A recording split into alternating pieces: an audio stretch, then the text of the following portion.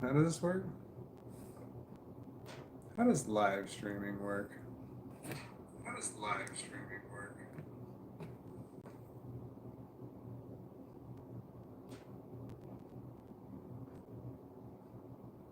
Okay.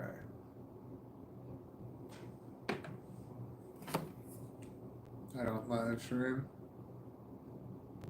I don't know how to do it anymore.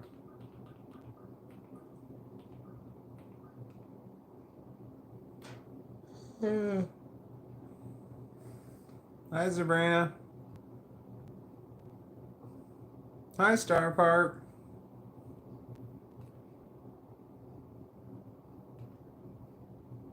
Hi, Ian.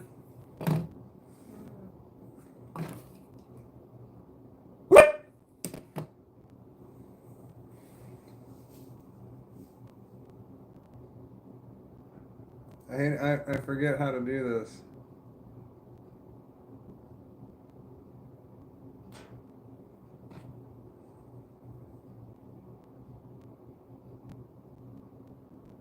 Alright, Sabrina said hello Walton, hello Yoda, hello Walnuts, and everyone else. Hello.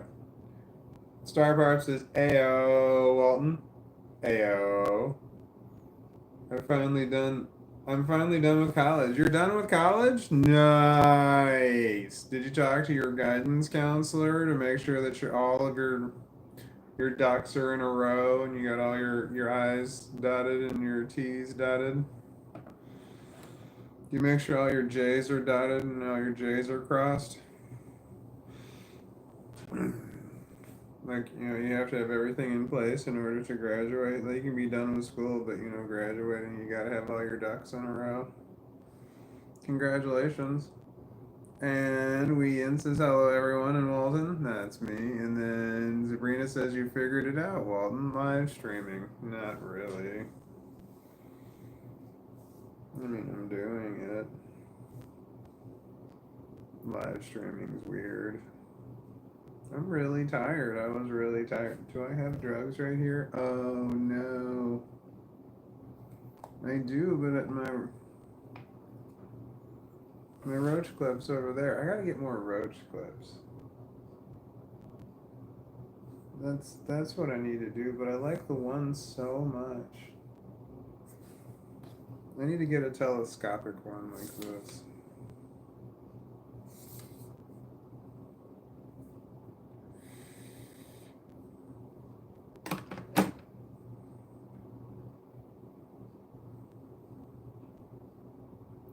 Star Power says, yeah, all of my requirements for the 3 of my different diplomas are satisfied. Nice. Can you put letters behind your name? I hear you're not supposed to put letters behind your name unless you're a doctor, but I don't know how it works. I've seen people who have like BA written behind their names or BS or something. It's like that's just a bachelor's degree. And I've seen people who have like master's letters behind their names, and it's like that doesn't seem to work right. But doctors' ones make sense. I'm. I have no degree. I have no degree. I have no diplomas. No, I have a diploma. I went to high school.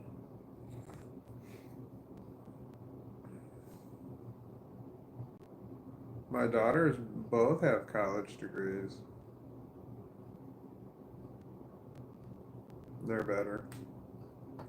They're better than I am. Well, they could college a lot better than I could. I had a hard time with the college. I'm so unhappy that I don't have my roach clip with me.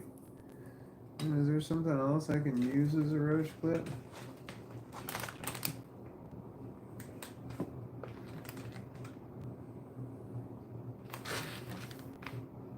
Doesn't seem like it.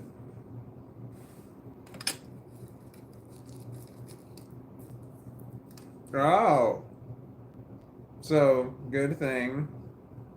Today's the 22nd. Today's the 22nd of December. Yesterday was the 21st. Yesterday was the winter solstice. It was they say the shortest day of the year, even though it's the same amount of time as all the other days. but the least amount of daylight in 1 year. So in the year was yesterday. So that means that today there was more time between sunup and sundown. And it's just going to get more and more and more for the next 6 months. And then it goes the other way. So I have seasonal depression where based on the seasons it's bad, based on the temperature it can get bad, based on the it's dark out at 5 o'clock kind of thing, that can get bad. But now it's getting brighter out, so like I've turned that corner, except Christmas is coming, which I don't do well for holidays. Christmas is horrible. I don't I don't like I don't like the holidays. My kids like the holidays, so that's why I celebrate Christmas and stuff. Otherwise, I wouldn't. I mean, I like spending time with my children, of course, but I don't do well on the holidays. I just had a shitty holidays. The holidays are always shitty. They're not always shitty. That's just not true. My last Thanksgiving was fantastic. It was really great. My daughter came over with her boyfriend. My other daughter was out of town, but that was really sad actually. But the time that I spent with my daughter and her boyfriend when they were here, that was great actually. Like when they left, I was like, man, this was a really great Thanksgiving. And I was thinking that to myself, and I almost texted my daughter saying, wow, this was a really great Thanksgiving. This was on Thanksgiving, and I decided I didn't want to jinx it. So I didn't send her a message. I sent her a message the next day after Thanksgiving, and I'm like, hey, Thanksgiving was really nice this year. So that's something.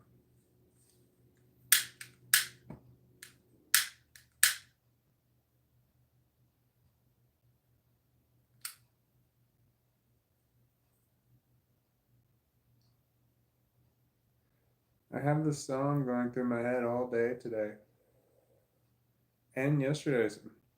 Like it popped into my head, and then I played it on my Amazon Echo. I don't want to even whisper what it is because she wakes up. Her name. It's Alex with an A on it.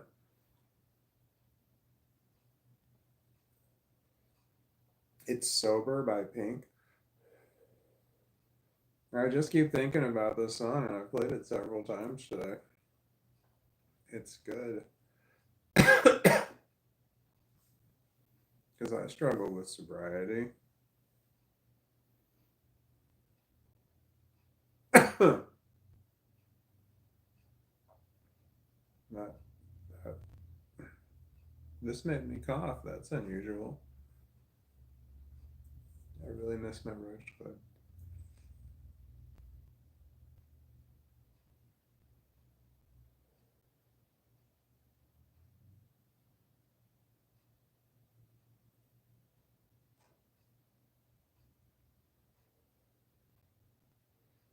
Sobriety. I made a video. I made 2 videos today. I made 2 videos today and released them. I don't know. One was about complex post traumatic stress disorder, and the other one was about drug addiction. I've got both. But drug addiction is a very common symptom of complex post traumatic stress disorder. It's difficult to have this and not be addicted to something.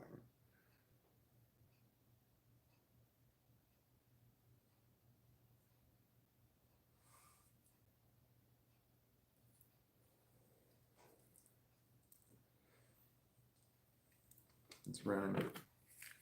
It's basil.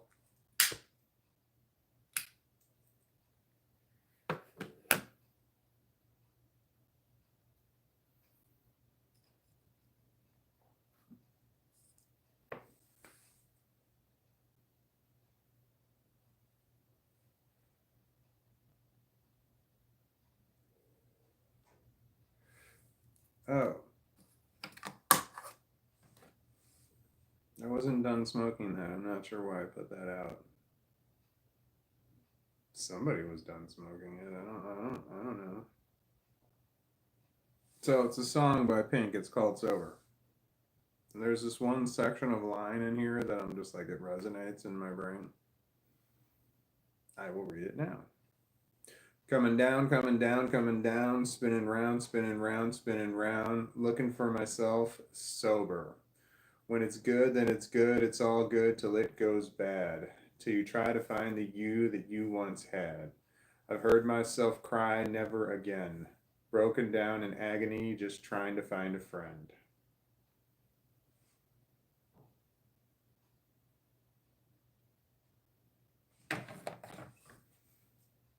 Sober.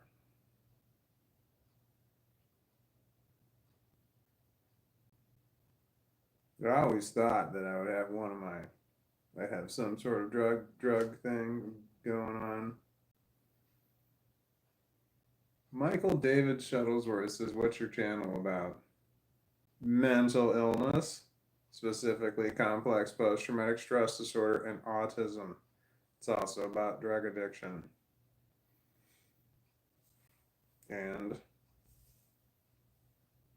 the autism is the way that I see the world. I'm autistic, but I try and translate the way that I see the world, and it's all messed up. Like, for example, if you see somebody and they're not attractive, you know, if you woof like a dog, that means they're not attractive, like wolf. But if you howl like a dog, that means they are attractive. I mean, that's just confusing to an autistic person. Why does the one thing a dog does mean the person's good looking, but another thing the dog does mean the person's not good looking? That's just too confusing.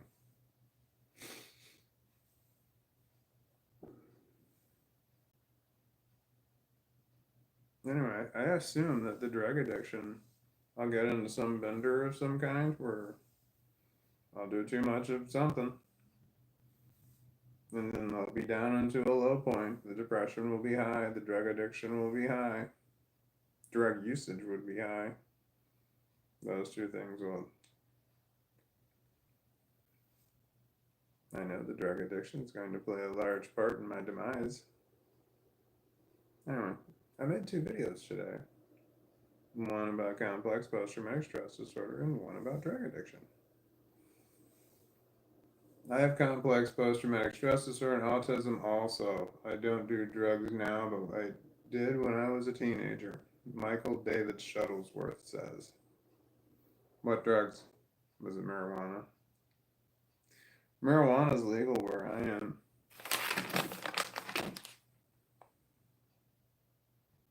Here's an ounce of it right here. Kosher Kush popcorn. That cost me $100 for that ounce.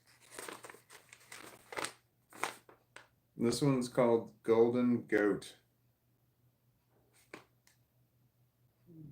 Goat? Yeah, Golden Goat. That one cost me $120 for an ounce. This one is a sativa because he put a red dot right here that indicated that this was the sativa. I bought 2 indicas and 1 sativa ounces. The indica that I've opened and actually have smoked, which was the one that I just smoked a moment ago, smells very earthy, very woodsy. I'd let you smell it, but that's not a thing. And these other 2 over here smell very similar to each other, which was odd, because one's a sativa and one is an indica. It's marijuana. It's legal where I am. You can just go to the store and buy marijuana in a store. It's so awesome. I remember when I was in my 20s, and marijuana was hard to come by. You had to have a dealer. So you had to find drugs, you had to be able to buy it, and it was a huge pain in the ass. Anyway, because it was difficult to come by. You took whatever you could get. It wasn't like you had choices. You just took whatever you got. And sometimes it was full of fucking seeds. So many fucking seeds. Like I remember gotten some crappy stuff that was mostly seeds. It was just awful. And then like you break it all up and you have to break it up by hand. And then, cause right now I don't have to break. I don't break it up by hand. I just throw it into my coffee grinder. I got a coffee grinder. It's electric. You just hit a button, grinds that shit up. It's nice. It's a blade grinder. It's a blade grinder. So when you buy the good marijuana, it doesn't have any seeds in it. So that's when you grow marijuana, which I know all about because I grew it for a very long time. I grew it for years, and I had a great system going, but then depression got really bad. Anyway, uh, so when you grow marijuana, you grow female plants. That's what you want. Now there are flower because you want flower, but there are flowers on male plants, but they're very small. They're not very potent, and they're just not worth a shit. So when you buy seeds, you can buy seeds in the United States because they qualify as souvenirs. I don't know how I made it work, but that's how you can buy seeds online. You can buy them, you can ship them anywhere. Even if marijuana is not legal, you can buy the seeds because they're souvenirs. Anyway, the seeds that I bought, they were all feminized, which means that they were all female plants. There were no male plants in there at all. But you can buy feminized seeds, which cost more, or you can buy random seeds, which could be males or female seeds. You know, it could be either one. And if you got male or female seeds, you could spend all your time growing your plant, and you realize it's a male, and then you want to get rid of it. You got to get the gotta get it. It's got to go. That's the thing. That's the way that I grow. The way that I grow marijuana is like they said. You don't. I don't grow. There are no male plants anywhere in near my operation. No male plants, not at all. They gotta go. So it's all female plants because that's what you want here. And the reason you want flower, you want as much flower as you can get on that plant. So what happens is that when the plant goes into the flowering stage, which is two different things based on whether you got automatics or the photo versions of them. So there's the light kind of marijuana, and then there's the ones that are automatic and they just do their own thing. But what it is that the plant actively wants to reproduce. That's what it wants to do. It wants to reproduce. And the only way that it could, which means it wants to make seeds. The plant wants to make seeds, but it can't do it on its own. It needs to have a male plant pollinate it. So in order to grow seeds. So in order to grow seeds, it has to attract the bugs. It's got to attract the right kind of bug that will go from plant to pollinate the thing. So it's got to grow flowers. So marijuana plants have to grow flowers, have to grow them in order to attract the correct bug. I don't know, it's bees or whatever it is. I have no idea what bugs do it, but you know the ones that go from one flower to another flower. So that's what they do. They desperately start so they start to panic. The plant actually starts to panic and just starts pumping out the flowers because it wants to reproduce, and all of a sudden it's running out of time. It can only live for so long, and it knows it. So it desperately wants to reproduce. So in order to reproduce, it needs flowers. So it just keeps growing the flowers. I'm like, oh my God, I'm not gonna get pregnant. I'm not gonna get pregnant. This is what the plant does. I need to grow more flowers. I need to grow more flowers, and that's what you want it to do. You want it to get as big of flowers as you possibly can get it. So you wanna make it believe like, oh yeah, it's here. You're running out of time. You better do something. That's what you got to make the plant believe this. You're like, you're running out of time to reproduce. You better do something now. And so then they panic and they start like, oh man, I'm gonna make flowers. Gonna make flowers. And then as soon as if they ever do get the male pollen on it, which you don't want, it's bad. Then they stop growing flowers, and then they start changing. They're growing seeds. They put all that energy that they were putting into growing flowers now is growing in seeds. They don't need the flowers anymore, so they don't need to worry about that. The flowers can just die. It doesn't matter. They want to make seeds at that point. So anyway, don't buy random seeds. If you're gonna buy seeds, buy female seeds. And the ones that I grew didn't have seeds. They didn't. There were no seeds. It was great. It was good shit. As far as I know, it was good shit.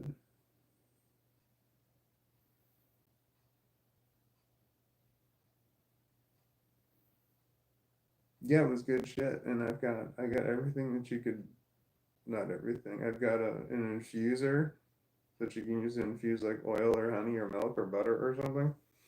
So it gets all of the good stuff off of the flour that you have, and then puts it into something else like oil. I have a dab maker. The dab maker is it's a hydraulic press is what it is. So it's a hydraulic press. I've got a 20-pound hydraulic press, which it was a 6-pound hydraulic press, but I switched it out with I had a 20-pounder. But the way that you make dabs is that you have these two plates that you squeeze with 20 pounds of pressure, which is a lot. But the two plates heat up. So I've got this. I got a little machine that makes the two plates heat up, and then I can set the temperature on each one. I don't remember what I set it at, 190 or something. You got to get it at just the right temperature. If it's too hot, you're gonna burn away your trichomes. You don't want to do that. Trichomes are great, but if it's too low, then it's not. They're not going to come off the plant. So you have to. There's a dab maker. You put your marijuana into these little bags. They're kind of like silk bags, only they're really sturdy plastic type shit. It's a little fine mesh. You gotta put it in there, and you put it between parchment paper, and then it just squeezes that shit out. When you have dabs, or oils, or whatever you call your concentrate, you got the stuff that's like you want it to be clear. You don't want it to be like a golden amber color marijuana dabs. You don't want it to be yellow. You want it to be clear. Clear is what when you're growing marijuana, when the plant it's got its most potent is when the trichomes are clear. Which are the trichomes are these little things that stick up off the leaves and stick up off the flowers. That's what it's all about. That's what marijuana is all about, is the trichomes. It's like this little white head thing, look like little bitty mushrooms, sort of, on there, and there's just a whole shitload of them on there. And when they're clear, that's what you want. Clear, even milky white is okay. That's when it's its most potent. But then the trichomes start to turn brown. They start to turn amber color. Some of them do. Some of them are white. Some of them are amber color, and that's when you want to harvest. But people who, if you grow it for commercial reasons, you want to get as much flower as you can. So that's why it's that gold amber color, because they grow the flowers bigger past the time when you should harvest it. For the most potency that you could have, you want to harvest sooner, but the flowers are smaller. So you have to it's a trade-off, and you can't if all of your trichomes go brown, then you're definitely losing a whole lot of it's degrading at that point in time. When your trichomes, that means you waited too long. So you got to have like a jeweler's lens, a little jeweler's magnifying thing that you put up to your eye so you can see those trichomes right up close, and you got to see what color they are. And it's a matter of preference when you harvest, because you could harvest, right when they first start turning golden. That's when you want to do it. Or you could wait a couple more weeks and your flowers will be bigger. There's no doubt you'll have more flowers, but you're going to lose your potency. So, since the people who manufacture it for sale it's based on weight and not based on potency. The good stuff is more based on potency. They'd just rather have it get a little less potent in order to get more volume. Anyway, there's some places that add shit to it to make it that golden color, because that's what people want. They want that golden colored oil stuff. It's like, no, you don't. You want it to be clear. It needs to be clear. Williams's Dama was gearing for a Who's a Clone in Hollywood game to Michael David Shuttlesworth, and then Michael David Shuttlesworth says emoji, and then James Moreland, hi James Moreland, says, you see the movie they cloned Tyrone. What movie? I feel like conversations that you guys have when when you're chatting are like more interesting than the things that I talk about.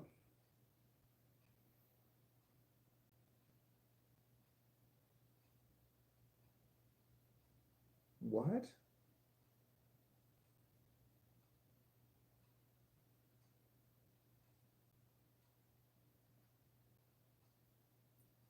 $6.23. $6.24. My concept of time was really off there for a minute. Like way off. Alright. I don't like that when you gotta look at a clock in order to reorient yourself. I don't like that shit. Well, I don't even know how far I am out of fucking orientation until I look at the clock and then I'm like, oh. You know, then I gotta kind of like, bring it back. So with the autism and the complex post-traumatic stress disorder, the way time moves funny. It does not move the way that it does with people who don't have these disorders. Time moves funny. You can have, and it moves in both directions. You can have a whole crapload of time pass and you don't realize it at all, and also very little bit of time can pass, but you feel like it's been a long time. That's the one I just had. I thought it was a lot of time had passed, but it was not. Very little time had passed.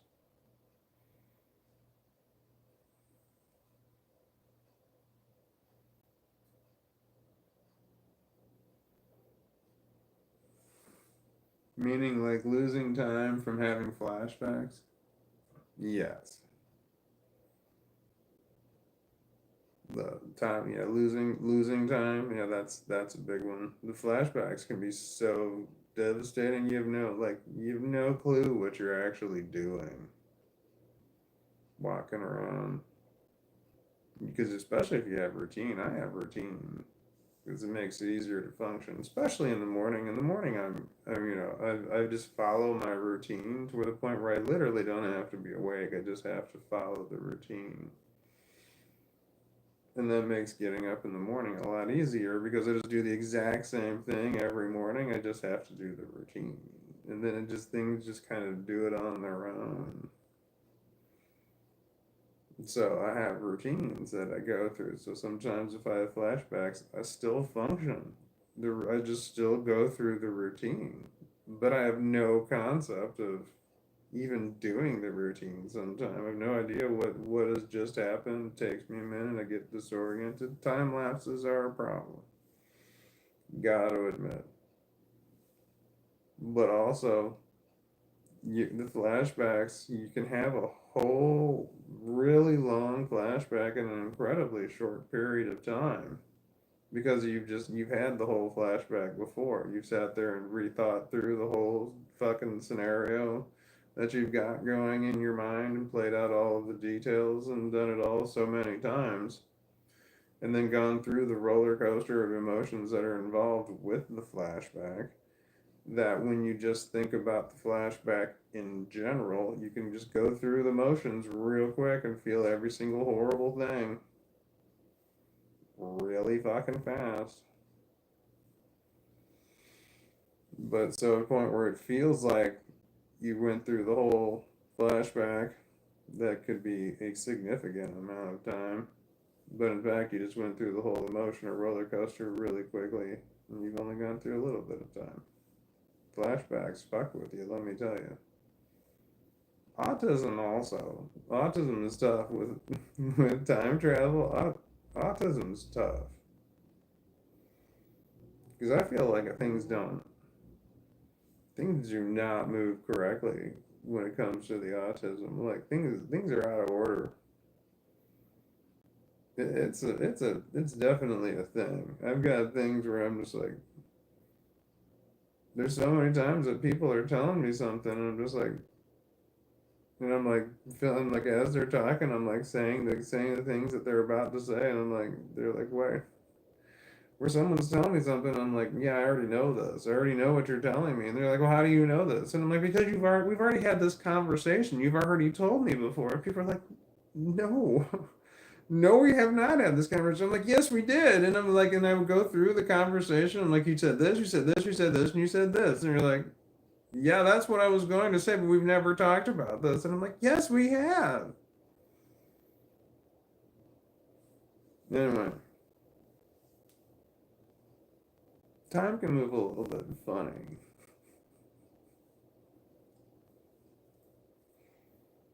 I get so irritated when I have to have conversations with people for them the first time, but for me, we've already had it.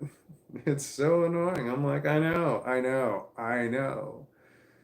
You like this? You want me to do this exactly or something? This happens all the time at work. It's kind of annoying when I have to sit through the instructions that someone needs me to do something again.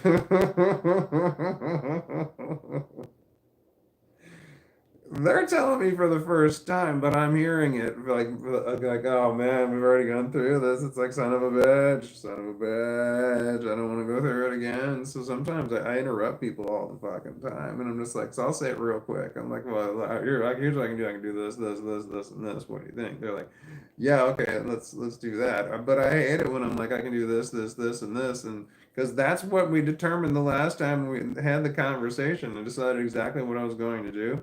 And then they come by and they want to tell me what I'm supposed to do again. For them, the first time. For me, it's the second time. And I'm like, yeah, we're going to do this, this, this, and this. And they're like, no, no, I don't want to do it that way. And I'm like, we already talked about this. We've already decided that this was the best course of action. You're like, no, that's not what I want to do because they're hearing me say, this is what I want to do. So them in order to exert their authority or to say, no, wait, that's not what we want to do. And then I gotta like plead the case. I'm like, no, this is why we want to do it because of these reasons here. And they're like, oh, okay, yeah, that is the way we want to do it. I'm like, I know that's the way we want to do it. We've already had this fucking conversation.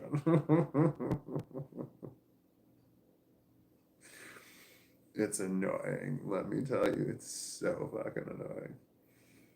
It's so annoying when you have a conversation with somebody and you come to a conclusion and then you have to have the conversation with them again for them the first time, but for you it's the second time and they don't want to reach the same conclusion immediately. You gotta go through this shit. You gotta go through all this crap before you finally get them to get to the exact same conclusion they got to the last time. It's like, oh my God, just fucking get there. No, but some people, and that's the autism right there. As I recognize, like some people like this, like logically speaking, they know it's the right answer, but they have to put up some sort of fight, for some fucking reason. I don't know why, but the non-autistic people fucking do this, where they know the best course of action, they know you're right, but they can't just immediately give that to you. They just can't. They have to fucking argue with you about it. And they're like, no, wait, hold on, we need to discuss this. Well, we don't need to discuss it. You already know it's the best fucking course of action. God damn it. But people can resist shit, but it's not their idea. People like to resist.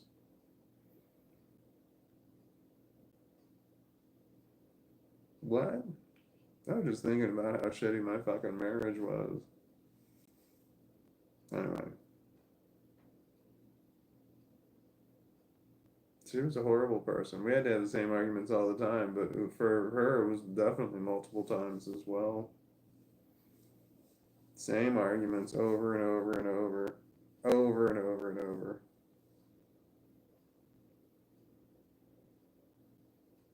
God, I'm glad she's gone. Things are better without her around. And our daughter feels the same way. Things are better without her around. That makes me feel like a better person when it comes to my marriage, like you. And I'm like, this person sucks so bad that I'm married to, but I'm like, I mean, you have conversations with other people about it. I'm like, do you know how bad this person is? She's so horrible. But then the most important person's opinion is my daughter's opinion, and she feels the same way that I do about that person. I'm like, okay, it wasn't all in my head. It's not me making shit up. There's somebody else that hates this person too. That well, I don't want to speak for her, but feels similar ways. I'll let her describe her relationship with her mother. She hates her mom. I don't want to say that makes me happy, but it does make me happy to know that there's somebody else out there that hates this person too. My daughter and I bonded over how much we hate her mom. Like a lot of bonding about over that.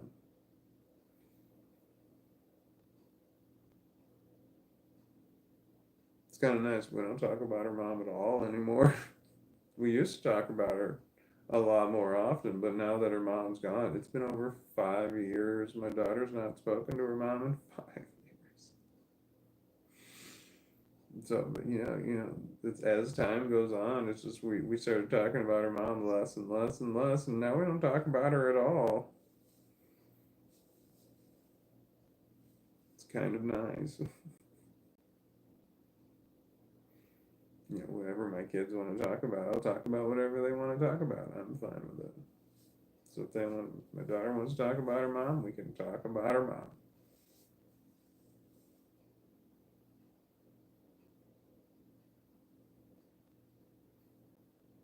My my daughter gave up on I'm going to say family. People who were at my one point in time, I consider them to be family, but now I don't. But my daughters both gave up on my family members long before I did. Man, I wish I would have followed suit. That just bothers me. So that my kids are like, it was like years before my kids were just like, oh, we're done with those people. We're fucking done with them. They want nothing to do with my side of the family, of the people that I have.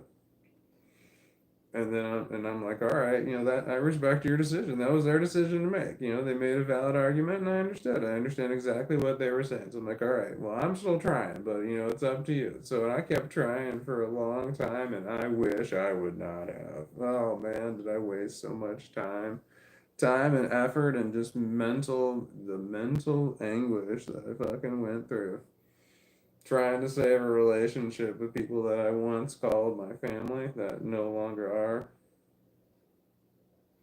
Anyway,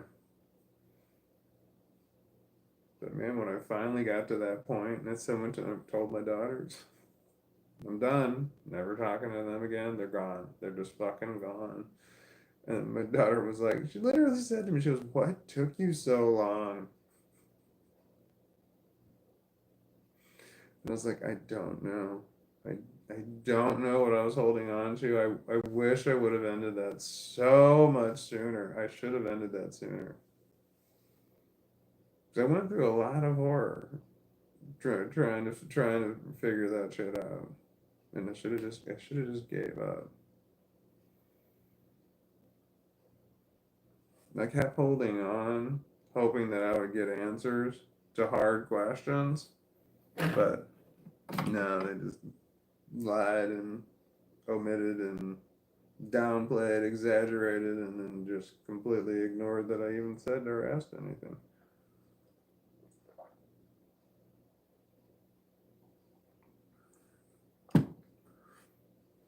Anybody need to plug their phone in case it's dying?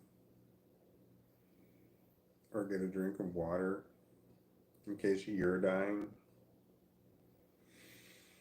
I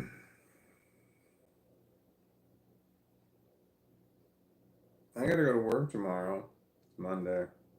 And then I'm off on Tuesday and Wednesday. And my daughter is off on Tuesday also. So her and I are going to go to the airport, and we're going to pick up my other daughter who has been in Thailand for a month and a half. I want to say a long time. So we're going. So Tuesday we're going to the airport, And that's just going to be fucking insane. Christmas Eve. Like that's like the most insane time to be at an airport. It's going to be an absolute fucking nightmare. Let me tell you. And I was trying to tell because my daughter was like saying that she was going to go pick her up, and I had to work, but then they changed things at the last minute. So my daughter's going to pick her up, and I was explaining to her, this is where you need to go, this is what you need to do, and I'm like, it's going to suck because there's going to be so much traffic. It's going to be god awful. And she was trying to explain it to her, and then now I'm off too, so I can go with her, and it's going to suck. It's going to be god awful. But anyway, I'll be there. So it won't be as bad for my kid because I'll be there. It'll be bad for me because I'll be there, but because I'll be in a situation I don't want to be in, but it'll be better for my daughter because uh, otherwise she'd be going to the airport and having like no idea what you're supposed to do. Like, how do you pick somebody up from the airport? You got to know what you're doing in order to know how to pick somebody up from the airport. Otherwise, you're not gonna do it real good. And I had to explain to her things like the cell phone lot, and she didn't know what the cell phone lot was. She didn't know how the fucking airport worked, and I'm just like, all right, well, you drive your car to the cell phone lot, and that's where it's just you park your car and you stay with it, and then you just wait there until you get the phone call from someone saying, hey, I've landed, I'm on my way out the door, and that's when you get you're already in your car, you drive and you go to where you pick them up. That's the cell phone lot. But that it's going to be a nightmare. It's going to be a nightmare. Like I'm wondering. It's around noon, so that means around like 8 o'clock in the morning. I'm gonna have to stop drinking all liquids. So I'm gonna be stuck in the car for a while. Fucking airport at Christmas Eve, man. Holy shit. I don't know if my daughter has a checked bag or not. If she has all carry-on luggage, it'll be so much easier. But if she has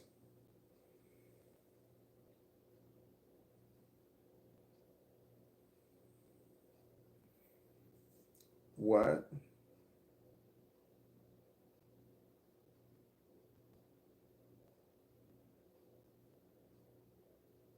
What? Who are you talking to? Nobody's talking. Who are you saying what to? You don't hear that? Why are you looking around? Looking around is not going to make you hear any better. It's not even hearing it, it's just voices in your head. There's nothing to hear. Oh my god. Okay, where are we? Michael David Shuttlesworth says, I meant, what does he do for work? He was talking about going to work. I was wondering what he does. Am I the? I'm a. I work in a warehouse that remanufactures office furniture.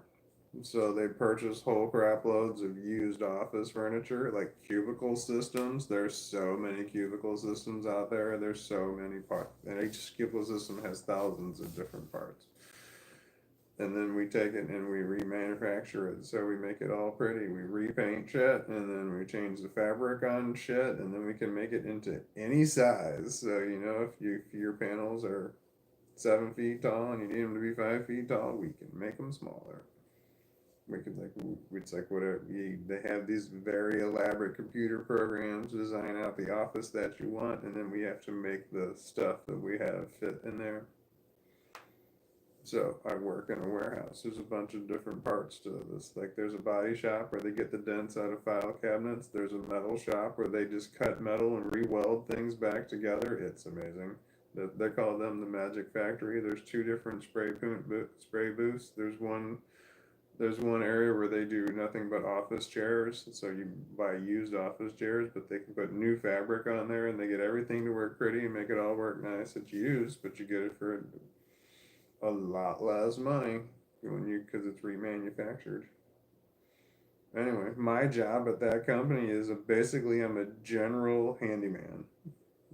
I'm the maintenance guy, but my job is to make sure that everybody else can do their job. So if they're doing something and all of a sudden something breaks, they call me and then I come and I fix it so they can keep working. Like they have these really big dust collectors, and the dust collector got clogged, and it took me 3 hours to unclog this fucking thing. There was so much shit in it, but I was the one to come and fix that because they need to keep working. They got to keep going. So they do what they do, and my job is to fix shit when shit breaks down, and then I fill in wherever they need me to. They asked me if I knew how to paint. That was a mistake. I told the truth. I said yes. So I've been doing a lot of painting recently, like the painting where you got the one I've been using. It held 2 gallons of paint, and it's in an air. It's like a pressure cooker, is what it is. It holds 2 gallons, and it's got wheels, and it rolls on the ground. And then you hook it up to an air hose, and it just puts all kinds of pressure inside of this container where the paint is, and then it comes out in a hose and onto a spray gun. So I'm holding a spray gun in my hand. It's got 2 hoses that come out of it. One's got air, and the other one's got compressed air paint in it. Both of them go into the gun. You got to know what you're doing in order to know how to paint like that. And the only way to know what you're doing is to make a lot of mistakes. So you just got to do it. so, so it's like, have you ever heard the phrase, "You're not a real doctor until you've killed a few patients"? It's a real phrase. That's true for every profession. You've got to do shit wrong in order to learn how to do shit correctly.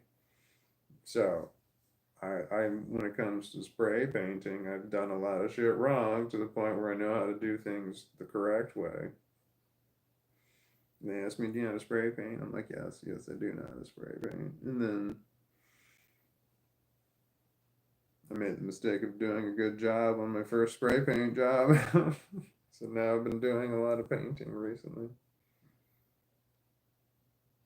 I think that's like it's the year-end budget, and when these big companies that need office furniture, they have to spend like so much in a year. Like it's the end of the year, they've got to spend money in order for numerous reasons, whatever their budget is, they've just got to get them. They got to get the purchase in this year, to make sure all your taxes and shit is whatever. So there's a lot of office furniture being sold.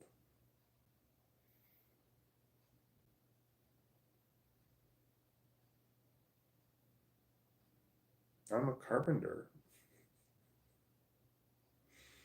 That's what I told them one time. I was spray painting something, and I messed up. I put too much paint on something to the point where it looked bad and had to be repainted. And they're like pointing out that this is the problem. Here's where it's bad. This is good. And I'm like, just to remind you, I'm a carpenter. I'm not a painter. It's an entirely different union. So I am a union carpenter, but I am not working as a union carpenter. I'm just working as a whatever they need me to do. That's what I do. Although I do wear my union clothes. You have to wear certain color pants. You're supposed to wear off-white pants. If you're a carpenter, you wear off-white pants or natural colored pants. But if you're a painter, you're supposed to wear white pants, like all white pants, like the super bright white pants. So I wear my carpenter pants because they have built-in knee pads into the pants. The knee pads are there, so if I ever need to kneel, they're already there. The knee pads are already there. It's super nice because the warehouse is really big, you know. And if I had to like, I'm like, oh, I have to kneel down in order to fix something. I'd have to go to where my knee pads were and get them and put them on. But they're just built into my pants. It's so nice. Can I help you? Ah, ow! I love you. Did I tell you that today? I love you. I do. You're the best. You're the sweetest. He wants to EAT.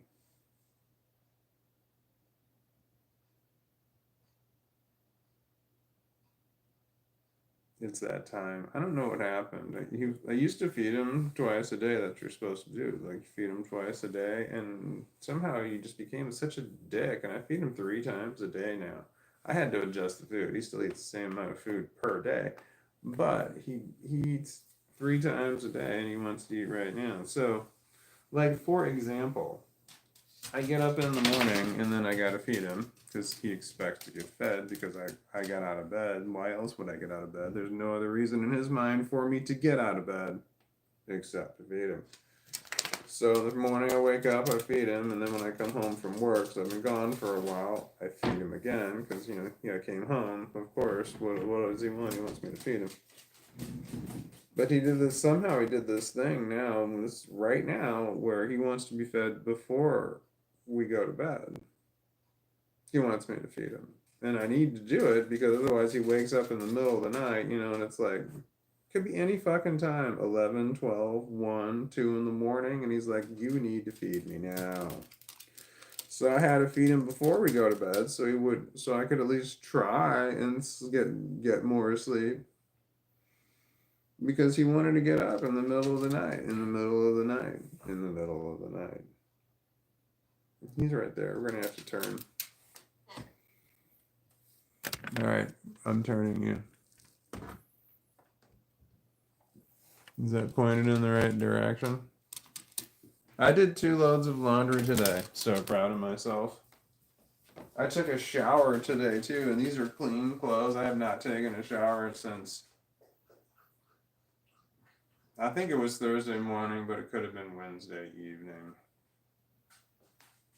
So that was right before. So I'm wearing clean clothes, and because it was gross, I knew I was starting to smell bad.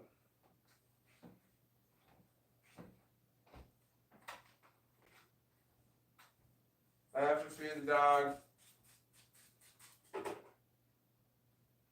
He's little.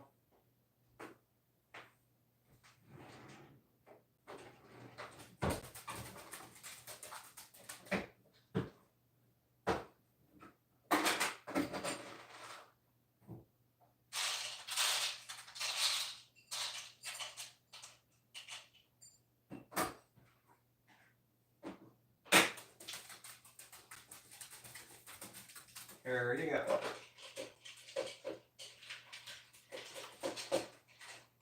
I have that, I want to eat something right now feeling. Or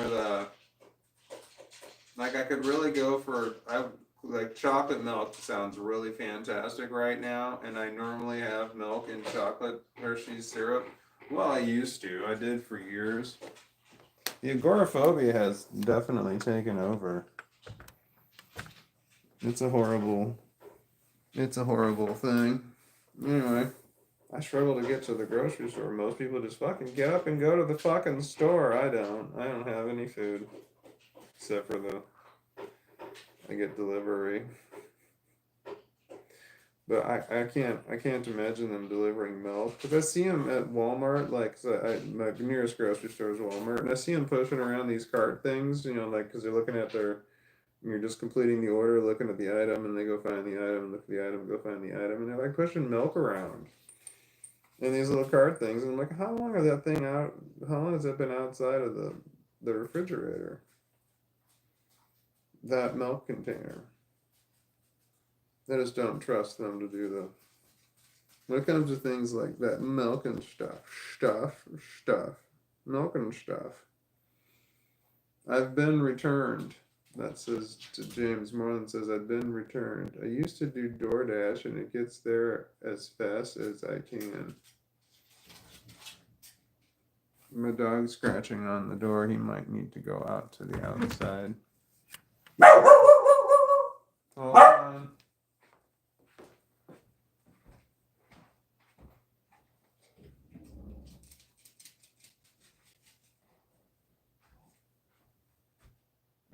That's the door to the formal living room, which is in the front of the house over here.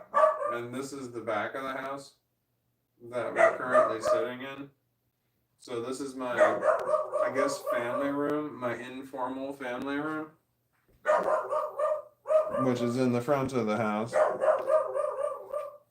No, the back of the house. I'm in the informal living room, and with has the kitchen, which is one big room. And then on the other side of this wall is the formal living room. And then back in that corner is what was a formal dining room, except for I put up a wall between the formal living room and the formal dining room and turned the dining room into a huge pantry. So I got lots of shelves up and shit all over the place. But then it's kind of a dumping ground because it's so huge that I got tools in there. And then that's where shit just kind of winds up. Is in that room. It's like a utility room, so to speak. Because who uses a formal dining room? You know? It's not a thing anymore. Formal dining rooms are not a thing anymore. They were really big back in the 80s, man. People had the thing for formal dining rooms. Like, people were like, oh, we're entertaining guests. And they would just use these rooms a couple times a year, and then otherwise they just stored shit on the fucking table. And it was, I used to buy used office furniture at a company that I worked for, used home furniture. So they would call selling the used home furniture, and they're like, oh, I got this formal dining room set. And I'm like, hold on, let me guess. Because I could listen to the sound of their voice, and if they were a certain age, I knew exactly what they had. And I'm like, all right, you've got a dining table with either 2 or 3 extension leaves on it. You've got a bunch of armless chairs. You've got either 6 or 8 armless chairs and 2 armchairs that go on the end of the table. You've got a china cabinet or a server or a, that's it, china cabinet, a server, or a buffet. Those are the different pieces that were outside of that were in the formal dining room. You bought it for $4,000 in the 80s. You rarely use it. It's made by Thomasville or Broyhill or Thompsonville. I don't remember the names that forgot. I named off the names that they were, and I'm like, you bought it for like $4,000, and it's hardly used, so you think it's in fantastic condition, and you'll let me have it for like $3,000. This has happened all the time. This is what people would say, that exact situation. It happens so fucking often. I told people exactly what they were just going to say to me. People said that shit. I bought it for $4,000 like decades ago, and I'll let you have it for $3,000. And I'm like, I don't fucking want it at all. When it came to dining tables, I told them, I'll take dining room sets, and like I said, I'll take the dining room table and chairs, but there's no way that I'm paying you. You won't even have to see it. The dog's scratching on the door. I have to walk that way. It's kind of dark in this room. Don't be scared. I'm going to turn the lights on. This is my formal living room out here.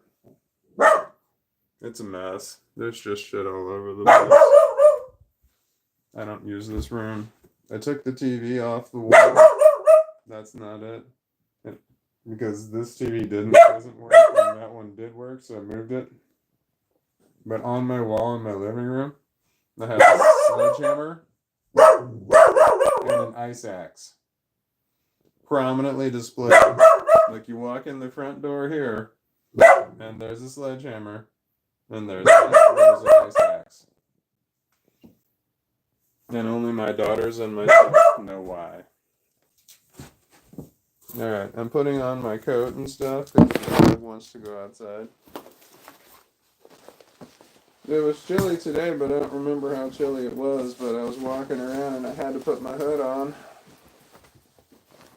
So, that's something. Sorry, the dog keeps barking. He's a dog.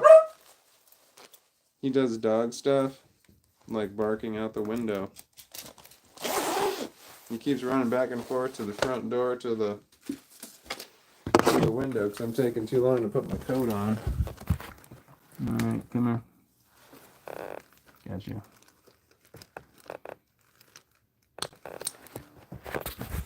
Okay, hold on. I gotta turn the camera around. Nobody wants to see me. No.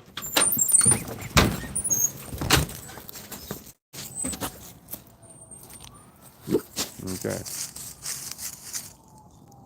We're peeing.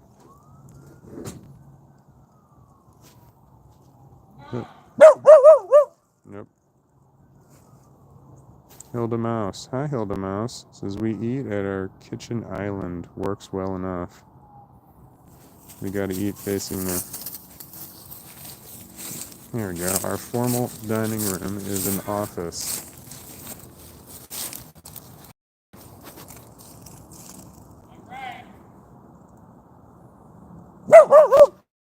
Nope. That's the neighbor that yells at us. They all yell at each other.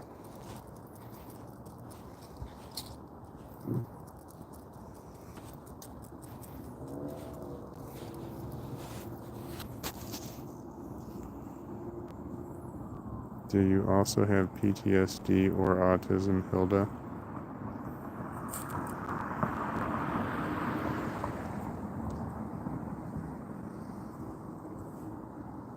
That's from Michael David Shuttlesworth.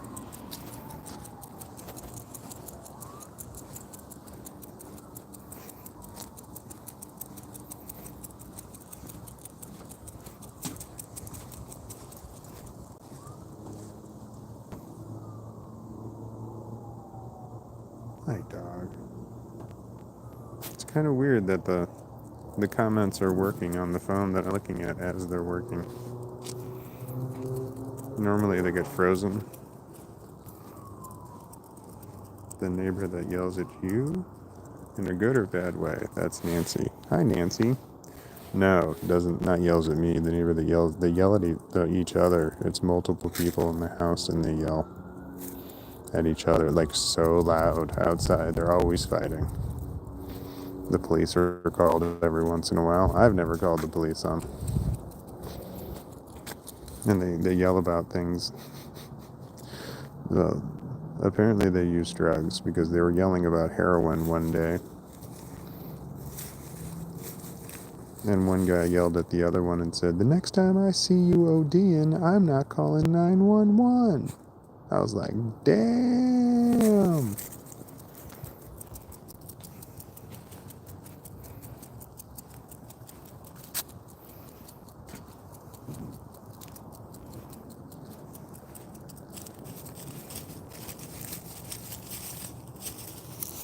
Uh-oh.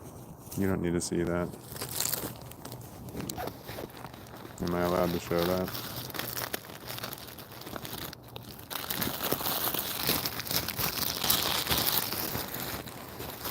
I'm getting the bag out of my pocket. Hold on, puppy. Hold on. He's running away. Damn it, he just almost pulled my phone off. Hold on, I gotta go. He always wants to run away. He knows I gotta pick it up.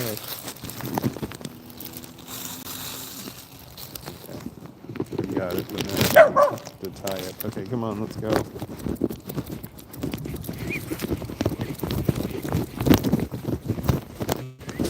Oh, there's a package at the door. Shit, hold on, there's poop in my hand and the phone. Hold on, dog.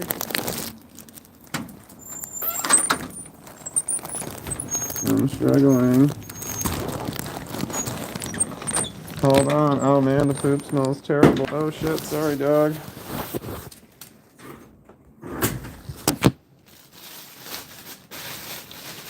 I wasn't able to get the bag closed. The dog wanted to run in. He's still got the collar and the leash on him. That's why he's waiting there. Yeah, hold on, buddy. There we go. You're free.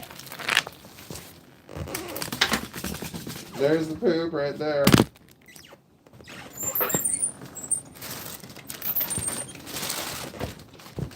package.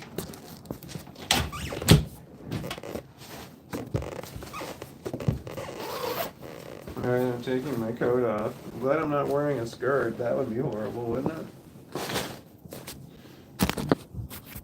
Okay, I gotta turn the light out. Don't freak out.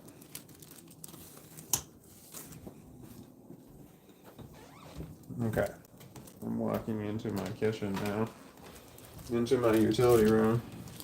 Knowing that that's where the trash can is. I had to keep the trash can in a different room with a door right behind it because my dog will go rooting, wants to root through the trash can. Hold on, I gotta wash my hands at the sink here.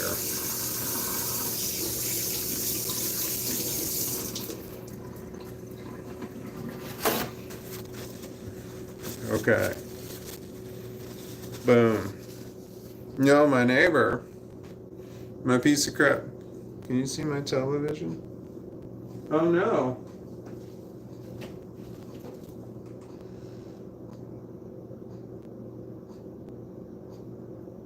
My YouTube thing, it's not on the screen. I don't see myself.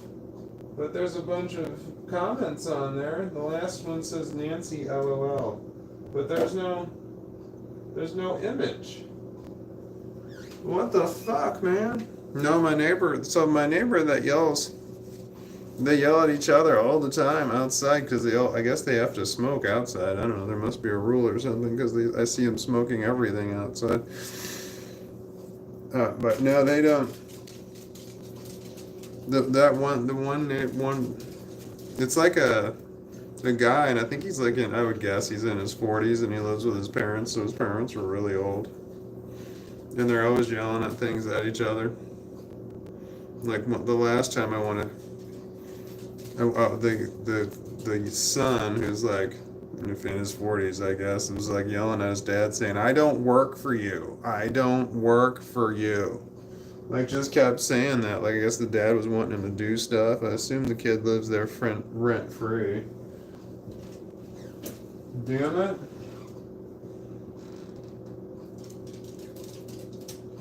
This isn't working. There we go. Okay, there we go. I had to back up and then I had to go forward. We're good to go. What was I talking about? Oh, I don't know. Oh, the one neighbor keeps trying to talk. He's been trying to talk to me numerous times and I just ignore him. Because I don't like talking to any of my neighbors, but I don't want to be. Yeah. Oh, this is the neighbor that has a real problem with several things that I've got going on, but the biggest one that they've mentioned multiple times is they have a real problem with my rainbow flag that I have out in front of my house. I am not cool with that. I've got the 6-colored rainbow flag out in front of my house, you know. But no, they've got a serious problem with my rainbow flag, and they fucking let me know that they don't like my rainbow flag, and it's just like, you know, maybe I just like rainbows. But anyway, fuck people. I don't do so well with people.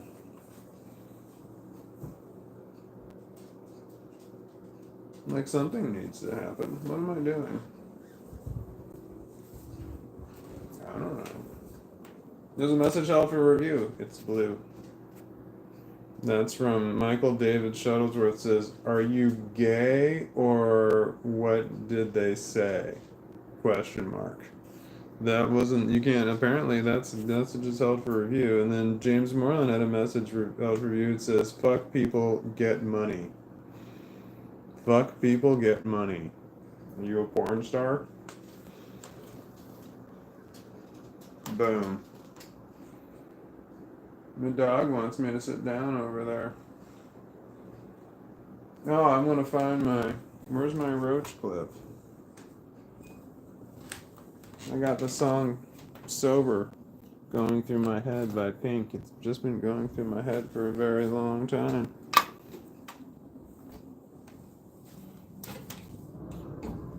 Boom.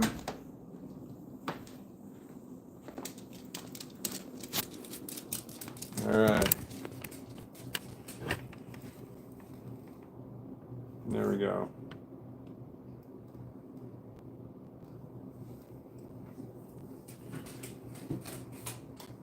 I have my roach clip. I've got more roach clips. I got more roach clips fucking somewhere. Well, I could just the alligator clip. This is my favorite one though. Can I help you? You wanna come up here, little guy? Oh, I got you, big guy. He's my big guy and my little guy at the same time.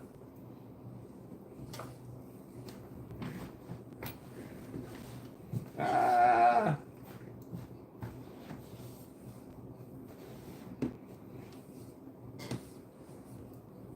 Okay. Oh no. Alright, here we go.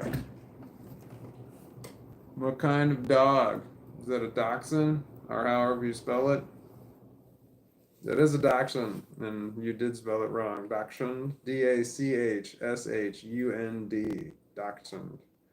It's German. It means badger hound. And he's a purebred. He's a purebred Dachshund. Because I did the research. I did research for a year. I decided I was going to give my daughter a dog for her birthday, and this was like 2 weeks before her birthday. I'm like, I'm going to give my daughter a dog for her birthday. And I'm like, fuck, I can't do the research in 2 weeks. So I did the research. It took me a year, and I gave it to her on her next birthday.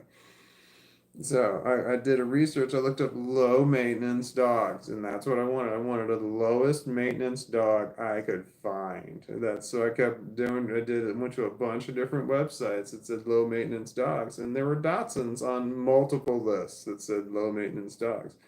And they said that if you want a low maintenance dog, you want a smaller dog. You don't want a bigger dog. So Dachshunds came in regular size and miniature size, but apparently there's a third size now that's even smaller. And so the smaller they are, the less maintenance they are. So they're just easier to work with when they're tiny. So I decided to get a miniature. That's what this one is. He's a miniature. By miniature, he's the largest miniature that you can get. He's like 17 pounds. He still qualifies as miniature because regular Dachshunds are in their 20 pounds, 20-pound range, 20 and 25, 26. Whereas he's a little one, but both of his parents were like 10 pounds. And I thought he was going to be a 10-pounder, but now he's a 17-pounder. He's fucking heavy. Low maintenance dogs, so they have Dachshunds. They have like a long haired Dachshund, and then they have like a curly haired Dachshund, and then they have a short haired Dachshund, which is called Shiny Coat. And the short haired one's easier maintenance than the long haired one, and the other one. The shorter the hair, the less hair there is for shedding, because dogs shed. I only see his hair when he sheds when I'm wearing a white shirt. If I don't wear a white shirt, I don't see his hair that he's shedding, so I don't even know it's there. But I don't know what happened. But somehow I had missed in all of these things I was reading about the dog that I wanted. I somehow missed that Dachshunds are incredibly stubborn. They're just stubborn little dogs. They're willful, and they want to do what they want to do kind of dogs. And I don't know how I fucking missed this. Hard to train. I remember I remember that because I remember this one that I was reading, and on there, like friendliness kind of thing, and like that there's like it was a 5. There was a rating between 1 to 5, but it said like hard, love, easy to train. It was like, I think it was a 3 out of 5, and I'm like, well, 3 out of 5 is not too bad. I can work with that. No, you can't. They are hard to train. He's trying to flick the ball right here. He's trying to flick it off of me so it falls on the ground just to be an ass. No, it's mine now. No, you're trying to get rid of it. It's mine. It's mine.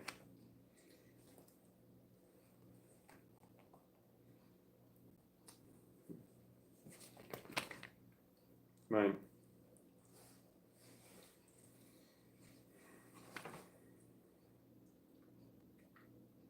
I got the song Sober by Pink going through my head. Our Chihuahua is long haired and she is high maintenance in that aspect. That long hair, that's Hilda Mao. So you said you have a Chihuahua, long haired Chihuahua. The long hair Just high maintenance, because like don't they mat? Their hair's matte, and then they're all over the place. And yeah, the short-haired one, it's easier. It's it's mine. It's my ball. It's my ball. He's trying to bite it like out of my hand. As close to my hand as he can possibly get it. Like, see, he gets really close. He grabs hand every once in a while.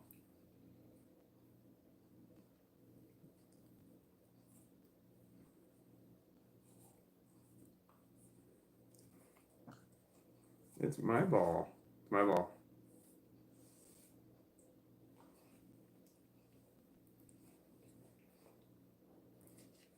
He got it. He got it out of my hand. I know that's exciting to watch. I'm going to do drugs. Why am I doing drugs? I hate myself. That's why I do drugs. Does doing drugs make me hate myself less? Sometimes.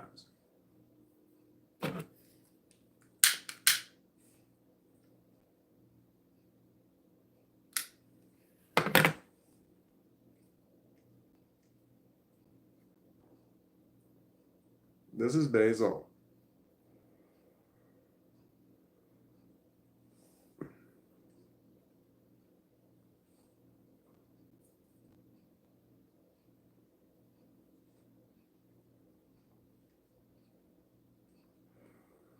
Sabrina says, I've been listening to Pink off and on all day. The song stuck in my head is Try.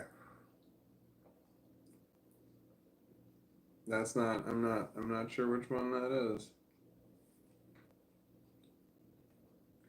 I've got the song Sober in my head. If it's good, then it's good. It's all good till it goes bad. So you try to find the you that you once had. And I heard myself crying never again. Broken down in agony, just trying to find a friend. Whoa. Looking for myself, sober. Going down, going down, going down. Spinning round, spinning round, spinning round. Looking for myself, sober. When people say sober song, I think of Tool. Yeah, apparently so does Amazon Echo. You know, your Alex with an A on the end of it. I'm pointing to mine. It's right there underneath this. It's built into this table right here. When you say play sober, when you say what's her name, play sober, they play the Tool one, sober. So you have to say sober by Pink. And I know the song Sober by Tool, and I know it's a good song, but I can't think of it in my head. I need to listen to it, but if I'm going to listen to a song named Sober, I'm going to listen to the Pink one. Because it's been resonating with me for a while now. I'm not sure why.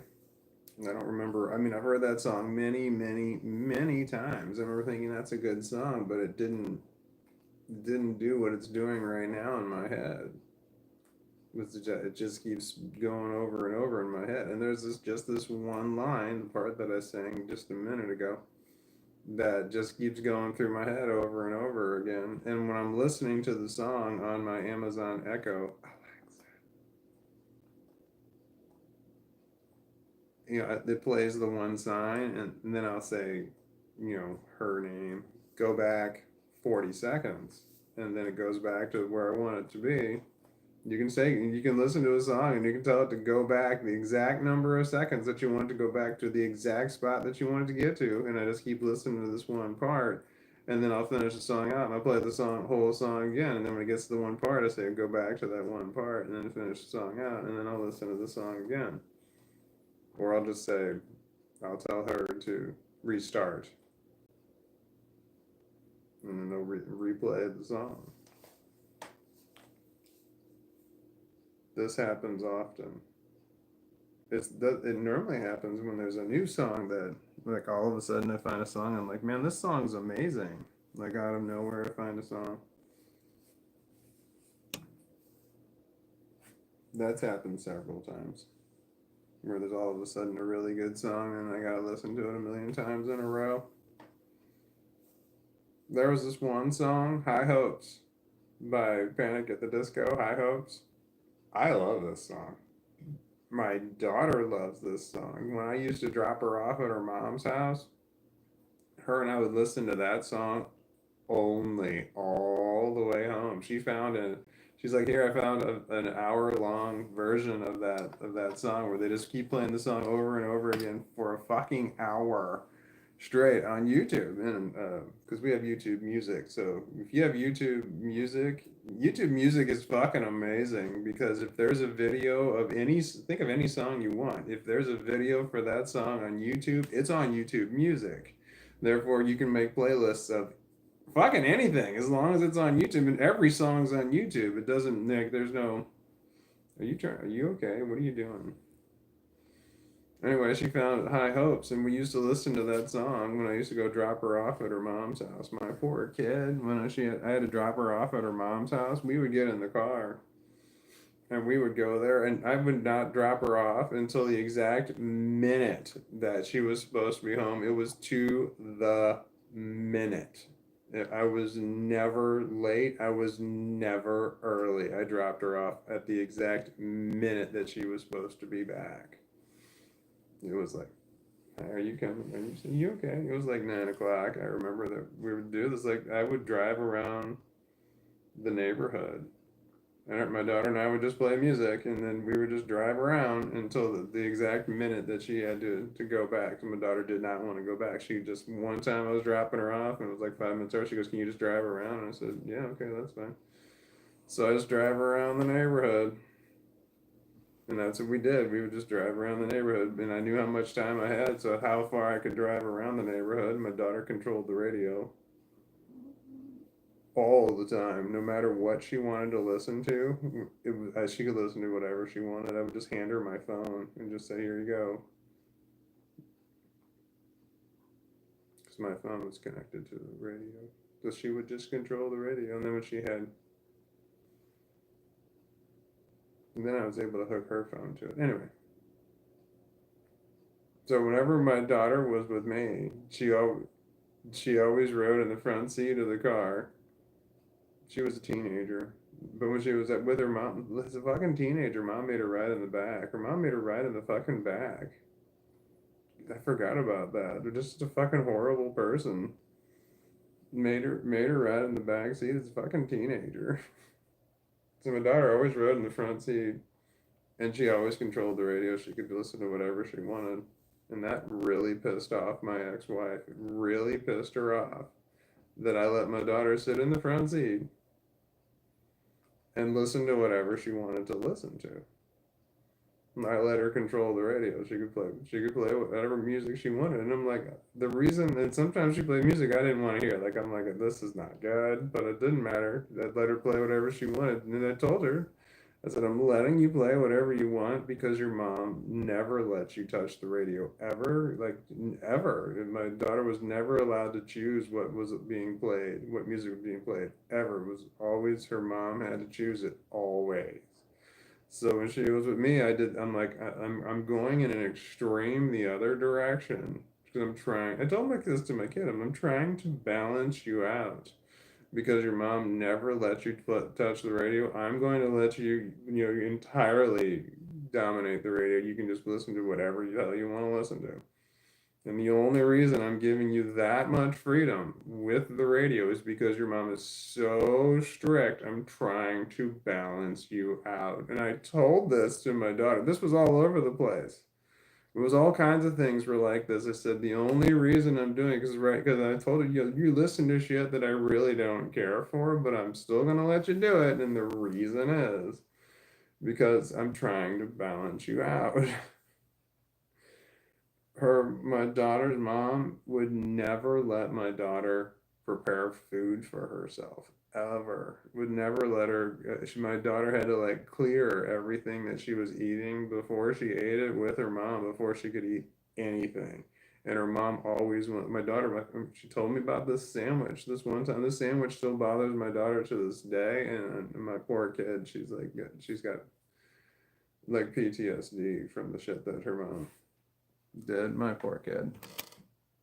Anyway.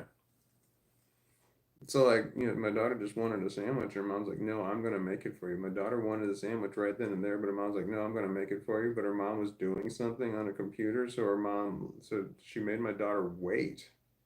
My daughter just wanted to fucking eat, but made her wait. When she finally did, she made the sandwich. She didn't make it the way my daughter wanted it. She made it the way that because her mom thought that she just knew better than everything, what everybody wanted, better than everybody else. Like, no, you don't like it like that. You like it like this. This is the best way. And it's like, it's the best way for you. It's not the best way for everybody else. But she didn't get that.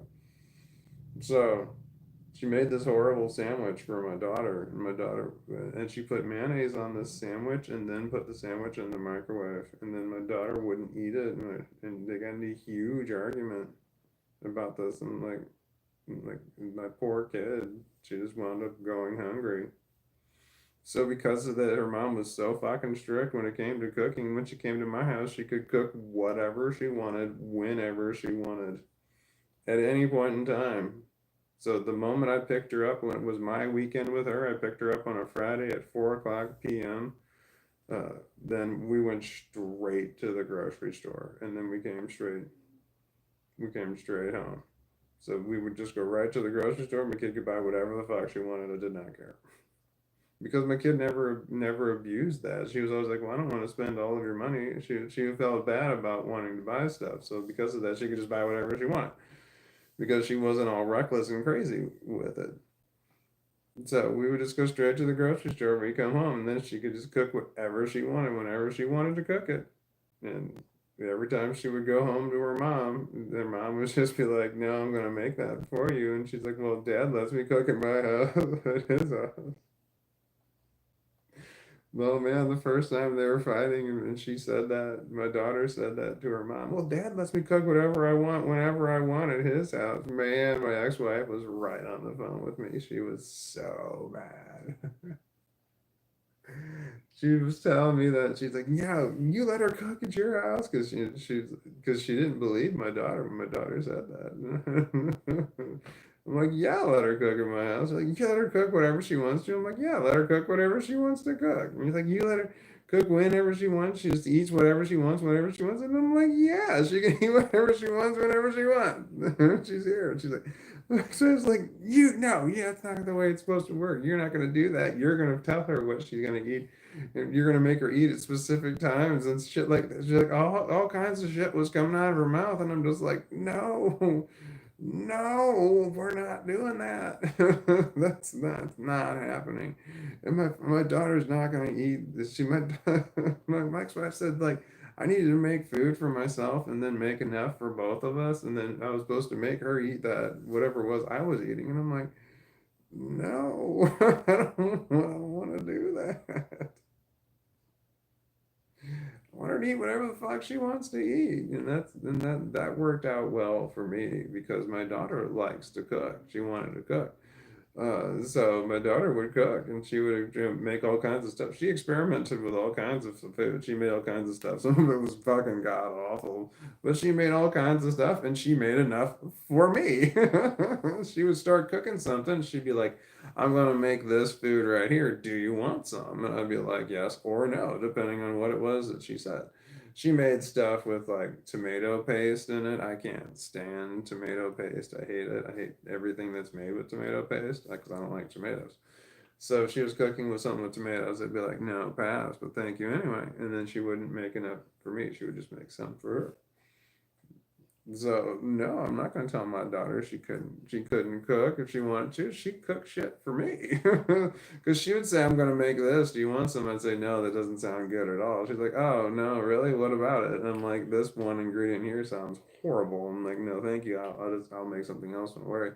And she's just like, "Well, no, hold on. I'll make something else." Like she wanted to cook for me. It was really great. She wanted to cook things and she wanted to cook things for me. She always wanted to ask, "How is it? How is it?"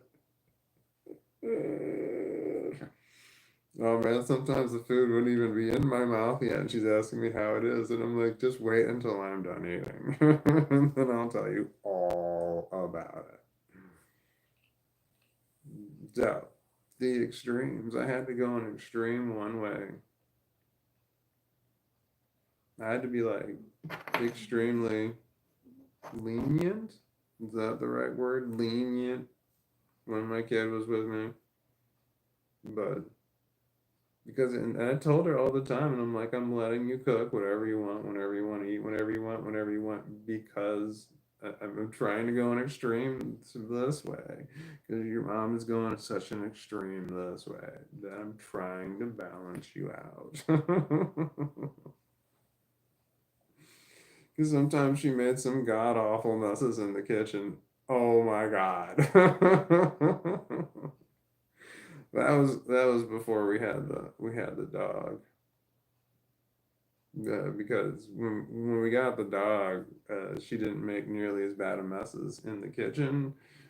Because the dog would be right there. You know, when I saw the dog underneath her feet the whole time she's cooking, I'm like, "You're too messy. Look at the dog. Look at the dog." And she's like, "Oh, like pushing." She started to cook a lot neater. Hi, buddy. We're talking about you. You're adorable.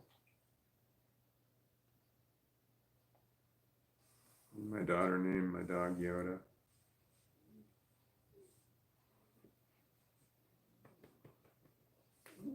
He's the best. It was a surprise. I bought a dog and it was a surprise. I was picking up my daughter from my ex-wife's house because it was my weekend with her. It was on a Friday, 4 o'clock p.m. And I said, no, I said, we're not going to the grocery store. We got to go home. I got to give you your present first for your birthday. It's time sensitive, is what I said. It was a dog. I had a dog at home, a puppy, a Dotson puppy. He's right there. It's time sensitive. So I had already gone to the grocery store and I got all the usual things that my daughter normally would get when we went to the grocery store. I would get all that usual stuff, uh, food wise, so she would have it here. So we didn't go to the grocery store. I didn't want her to have to leave all weekend long because I assumed she'd want to stay home all weekend because there was a puppy there. So I just drove her. It was awful. There was traffic. It was terrible. And I just wanted to get home because I wanted, like, there's a puppy, there's a puppy, there's a puppy. I wanted my daughter to see the puppy. I'm like, there's a puppy, there's a puppy. Big surprise, there's a puppy. It was just the longest drive ever. There was traffic. It took forever to fucking get home. And I'm like, yeah, we're just going to go home, give you your present, and then we can go to the grocery store. That's what I said to my daughter. We'll go home, I'll give you your present, and then we can go to the grocery store. Because us going to the grocery store, it was just our thing. We just went straight to the grocery store every single time. So my daughter just picked up because she was denied all kinds of basic foods from her mom. So when she gave it up, we was like whatever the fuck she wanted. If she wanted to get nothing but candy, she could. She never did. But I told her like you can if you want. Then like you can go get a bag of candy if you want to get candy. You just have to hide it from me because otherwise I'll eat it and I don't want to. So yeah, that was a big deal. Hi, puppy. But on the day that she got the puppy, I'm like, we're gonna go home first. And so then she walked in. There's the dog. The dog was in my utility room. I had him in a. He was all fenced in. I had like a bunch of pieces of fence so he could run around inside this little area. And I videotaped this moment, and then I lost the videotape. It was awful. But my daughter came in. She instantly started crying when she saw him. And 59 seconds into the video, she says, "I love him so much." Wasn't even there for 1 minute. She hadn't even seen the dog for 1 minute. And she already said, "I love him so much." Anyway, she's like, "What's his name?"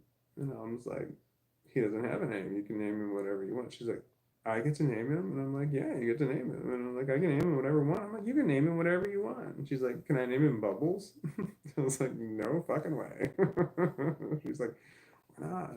And I was like, "Because you're not going to give the dog a stripper's name." She's like, "Oh, okay." Like, that just went right in here, one ear right out the other. She's like, "Okay, can I name him Yoda?" Like, she already had another name instantly picked out. I'm just like, "Yes, absolutely. You can name the dog Yoda." She's like, "Really? For real? I can name the dog Yoda?" I'm like, "You can name the dog whatever you want. If you want to name him Yoda, you can name him Yoda." And she's like, "Okay, that's his name. His name's Yoda." And I said, "Okay, that's his name. His name's Yoda." Because the thing was, I looked at the dog. I thought Oscar is what I looked at. And I was like, this dog looks like an Oscar for some reason, and I don't know where that came from. But that was the first name that came to my mind was Oscar. My daughter did not like that name, but she'd already picked out Yoda, so it didn't matter what she thought. I'm like, yeah. When I looked at him, I saw Oscar. She's like, no, that's not a good name. And I'm like, okay, well, it's your dog. You can name whatever you want. So she named the dog Yoda. That's why I have a dog named Yoda. But he was with me every single day, and he wasn't with her. He was only with her like every other weekend and twice a week. So on the day that we got there, she came up. She got the dog there, and I said, "All right, you watch the dog. I'm going to go to the grocery store and get what do you want? Because there were some items she wanted from the grocery store because that I didn't get. She was telling me on the ride home too. She just like, oh yeah, when we go to the grocery store, I'm going to get. There, she said she was telling me she was excited about cooking stuff. She was always excited about cooking stuff, and she came to my house. She's like, I want to try this recipe. I want to try this recipe.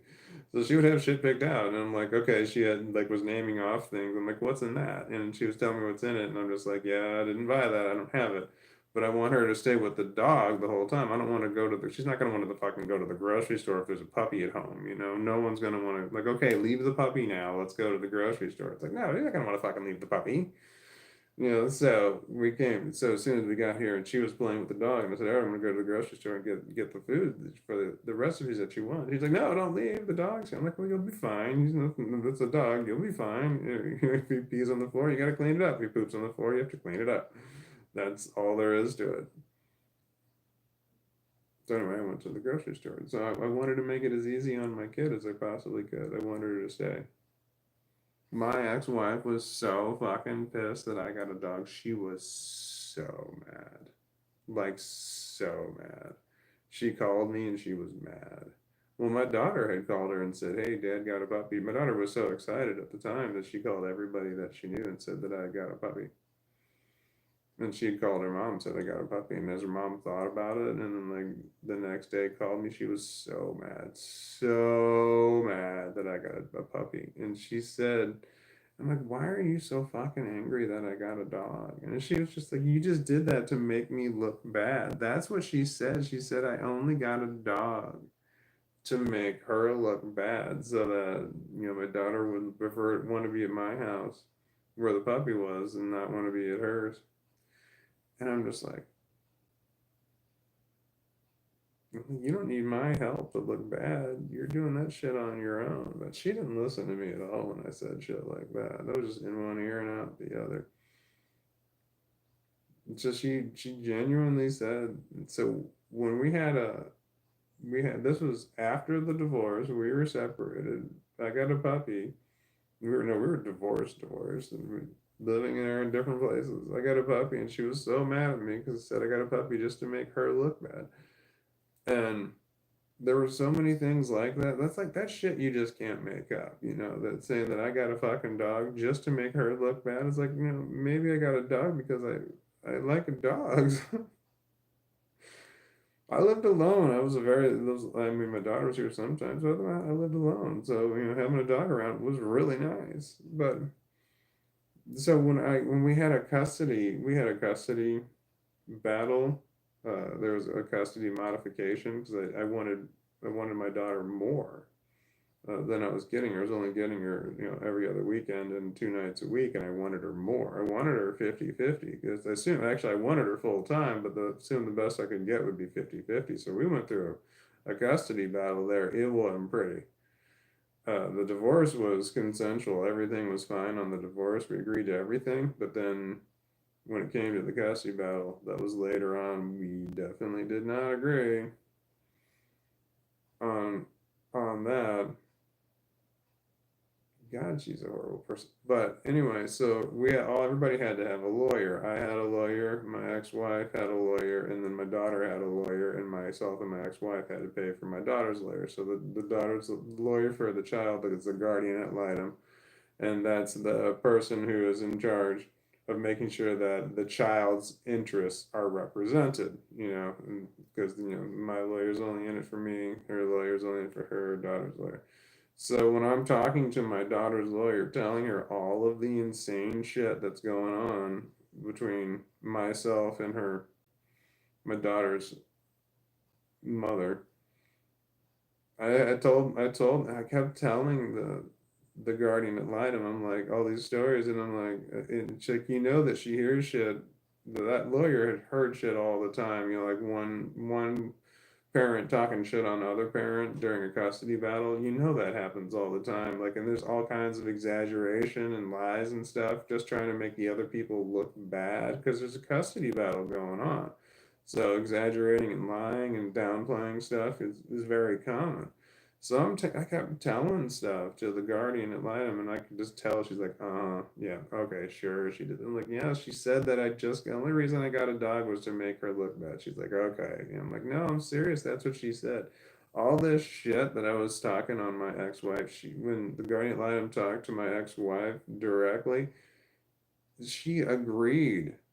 She agreed with fucking all of it. She said that she literally told the guardian ad litem that the only reason I got a dog was to make her look bad. I couldn't fucking believe that she admitted all of it. She like because the guardian ad litem told me. She told me this, and I'm like, yeah, and I'm like that all the things that I was telling you, I just didn't think that you were believing any of it. And she confirmed all of it. Just all these insane things. And she's like, yeah, the only reason he got a dog was just to make me look bad. My ex-wife got a dog in order to make herself look good. She got a dog. She made it a point to get a special needs dog, a dog that because she wanted to be able to tell people that she had a special needs dog. I know her. I know her mentality. So she's like she thought that was like that's her status symbol. Oh no, I have a special needs dog. And so she got a dog that was deaf. But the dog was abused. It was a dog that was abused, and the dog was deaf, so it was easily startled.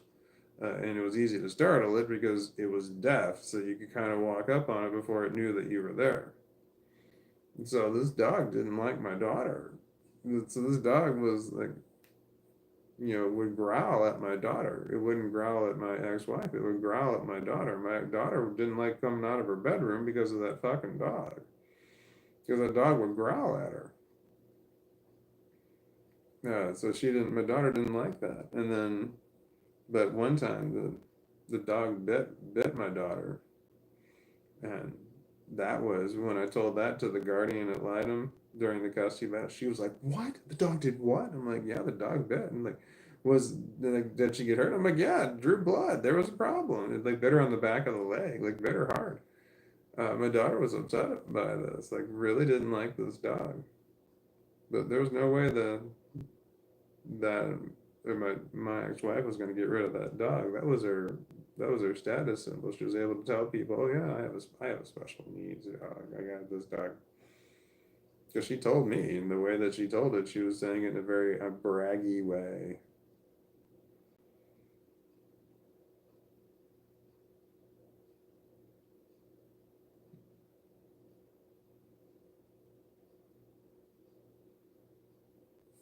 Nancy says it's 142 or 242. Is it 142 or 242 there? Where?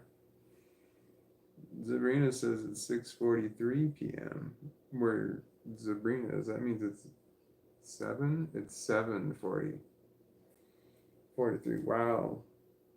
I lost my concept of time. I thought it was later. I thought it was closer to 9. I would have guessed, based on what you saw, I thought it was 8:41. My ex-wife is a heartless asshole, but yours sounds more vindictive and mean. That sucks. Relationships are so stressful when things don't go well. That's from Michael David Shuttlesworth. Yeah. Marriage was not for me. Marriage was a huge mistake.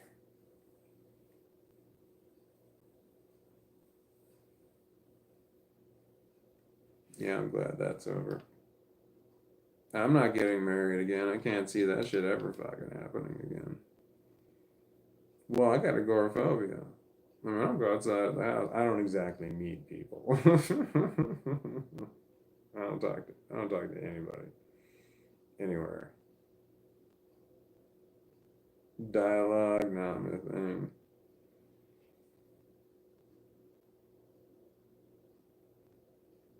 M Polka. Polka 20 says it's 2:44 in Poland. 2:44 in the morning in Poland. You're ahead of us. So you're in tomorrow, right? You're in my tomorrow. It's your today. But right now you're in my tomorrow. So it's the 23rd in Poland. Greetings from cold Poland.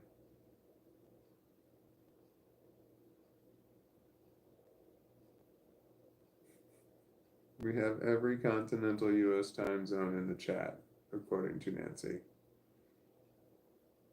I'm in the central time zone. Sometimes it's when you're setting some devices, you got to set what time zone that you're in.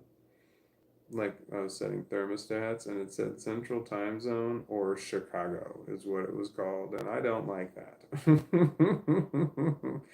I'm from St. Louis, and then I don't like it that the central time zone is sometimes called the Chicago time zone. It's like it's known as that. And then there's like the Eastern time zone was known as New York, and it's like, okay, like they're saying, right, this city is in that one, but I don't like being in the Chicago time zone because, or I don't like it being referred to as the Chicago time zone. I don't mind that I'm in the same time zone as Chicago, but I don't like it that it's called the Chicago time zone because I'm from St. Louis. St. Louis has a long, long rivalry with Chicago. Long. It's over 100 years. Long rivalry.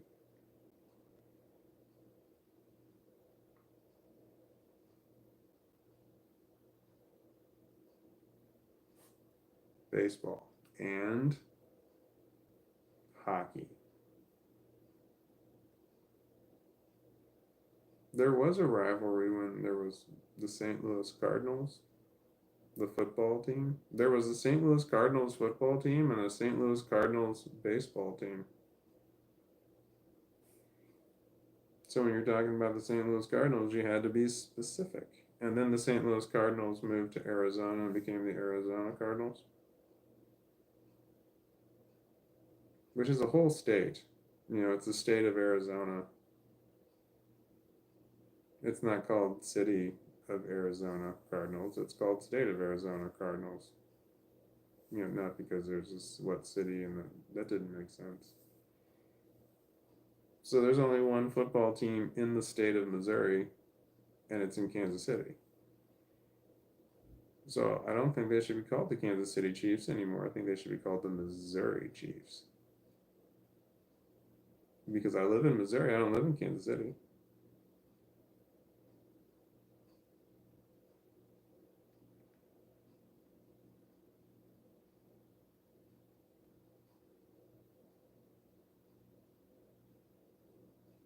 What? Why? Why are we? David VFXX says that ain't football. That ain't football sounds like a funny TV show. Where contestants guess whether something is or isn't football. That's James Moreland. Michael David Shuttleworth says emoji. David VFXX says James cake or fake, LOL. Nancy says, oh yeah, American football. Oh yeah, American football. I didn't make that clear. I was talking about American football.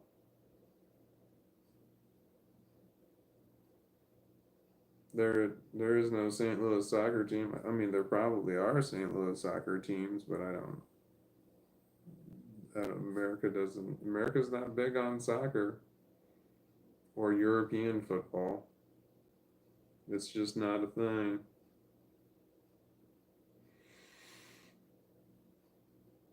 The Super Bowl.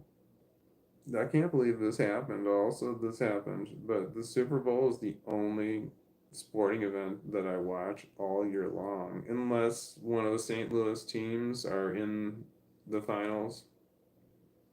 I will watch that. Like if the Cardinals are in the World Series, I'll watch that. If the Blues are in the Stanley Cup, I'll watch that.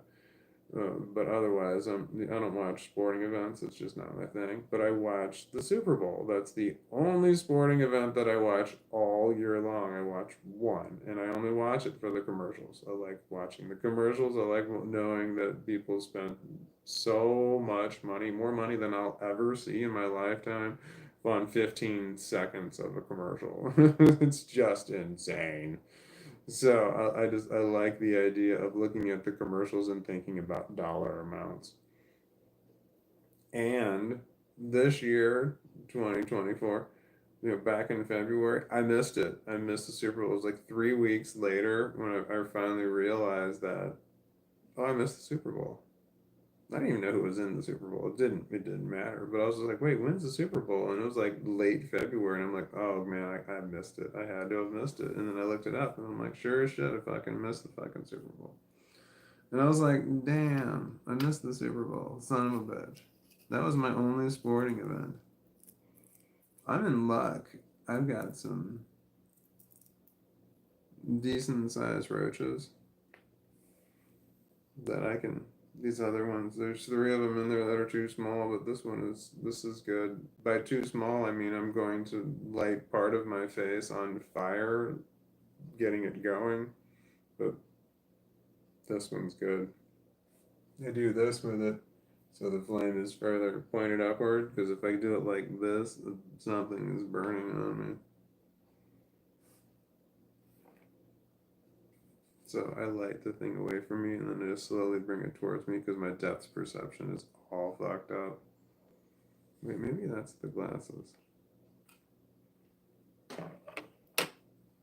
I got the song "Sober" by Pink going through my head. It's just nonstop going through my head. Now I got the song "Zombie" by the Cranberries in my head. In my head, zombie. Well, okay, that was interesting how that happened. Nope, sober's back. Looking for myself, sober.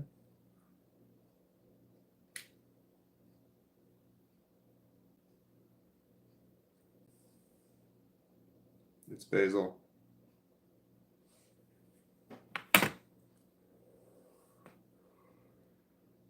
When it's good, then it's good. It's so good till it goes bad.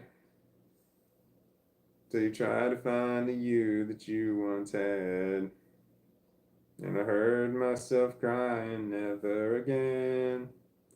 Broken down in agony, just trying to find a friend.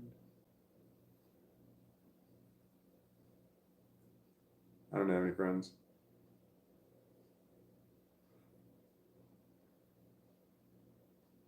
I got my kids. That's all I have. I got my kids. I have my kids, and then when it comes to people that I talk to, I've got my children, and then I have the people that I work with. That's it. There's nobody else. And the only reason I talk to the people that I work with, and the only thing I talk to the people I work with about, is work stuff. That's it. I only talk to them about work stuff. I don't talk to them about anything else except for work stuff. I had one of my colleagues ask me, when I was standing next to me, he said, "Are you excited about Christmas coming up?" And I said, "No." And then he said, "Yeah, me neither." And that was the extent of our conversation. I didn't want to go into my horrible childhood and say why I'm not excited about Christmas, or say that I don't like any holidays. I'm not a fan of any of them anymore. They can all go away.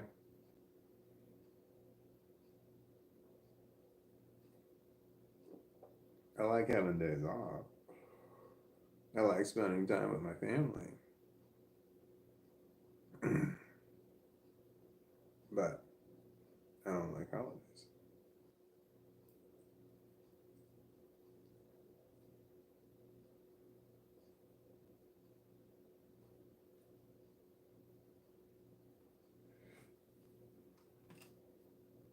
It's burning my throat.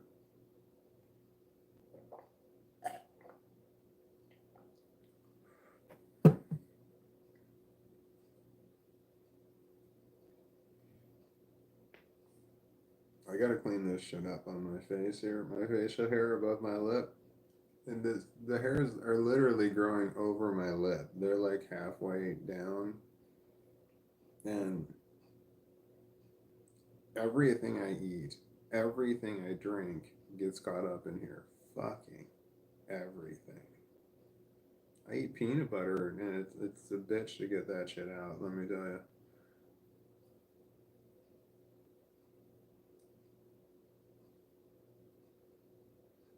You just need to take scissors and go across here. It's just so fucking hard to do. I don't want to do it. I don't want to maintain. That's the problem. I don't want to maintain things. I want to give up.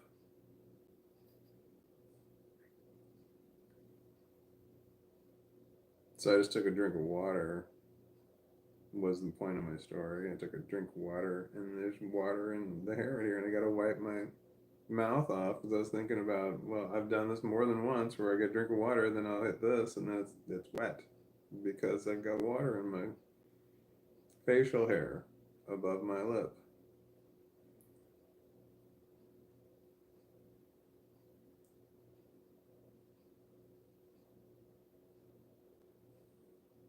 Yeah, I still have this song going through my head, Pink Sober. I would play it for you, but then this video would be copyrighted and I can't get any money for it. Not that I get money for anything. YouTube pays. It just pays very little. I realize, and this was a hard realization, I don't have the correct something. Hold on, I don't know the right word. I don't have the correct something in order to do YouTube as a career. You have to have certain stuff in order to do it. My content is not that good.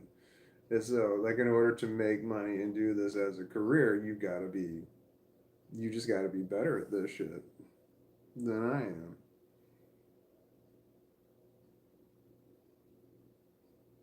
I thought about having a membership, like a level one membership of $500,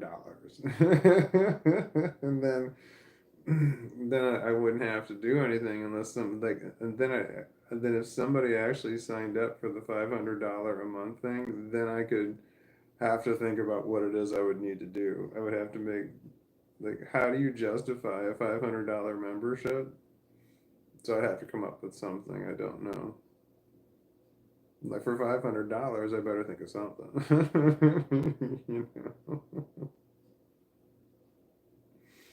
because if it's out of that 500, I think is the maximum. But you know, it might be more for all I know. The memberships might be higher. That's insane. What the fuck could I charge $500 a month for? What the fuck could I charge $500 a month for? Because Netflix is like what, $20 a month? Netflix is like $20 a month. So what the fuck could how could I compete with Netflix? You know? So like even if you got a dollar's worth of Netflix every single month as opposed to the regular how much ever it is, $20 that you're getting, that's still a shitload of content that you can watch for a fucking dollar. You know, what is that broken down? That's 3 days, 4 days of Netflix for a dollar. If you could break it down, that I don't know what I could offer that can compete with that for to charge a membership for.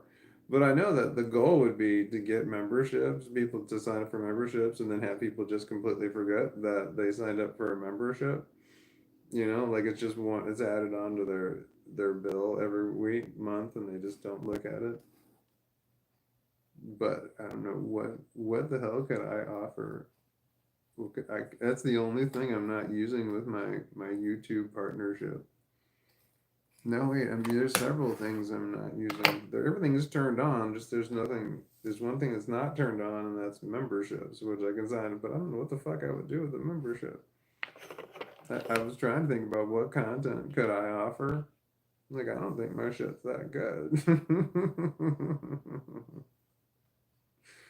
So what can I offer? Still can't seem to get past it though. I don't know. It's weird. That's from Michael David Shuttlesworth. Oh, Zane Shalabi. Hi, Zane Shalabi says, even when people say they care, I still don't believe them. LOL. Yeah, I know. You want to, yeah, that's where I suffer from that too. It's like people when they say they care about you, it's like, well, hold on, what's your motivation here? What's your real thing that you got going on? Hold on, because that sounds like you're just setting me up for something else.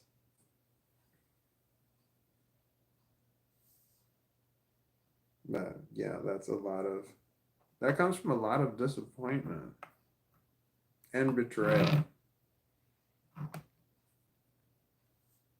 paranoia. It's paranoia. Puts me on edge when people say shit like that. I care. It's like, whoa, wait, why? Why do you care? Or when people compliment me, that's a problem. And when then I'm just like, well, hold on, what are you doing? Is that a lead in? You're leading into something else. Like I don't take compliments well, and because I don't take compliments well, I've noticed things that other people have not noticed. For example, this was a good one. I worked at a pizza place, and I had a manager and I picked up on his pattern relatively quickly, but not quickly enough because it bothered me that I know that he'd gotten away with this. But he would had this thing where he would compliment you and then he would ask you to do something. And it was his regular thing that he did. He just did it all the time. His name was Lance.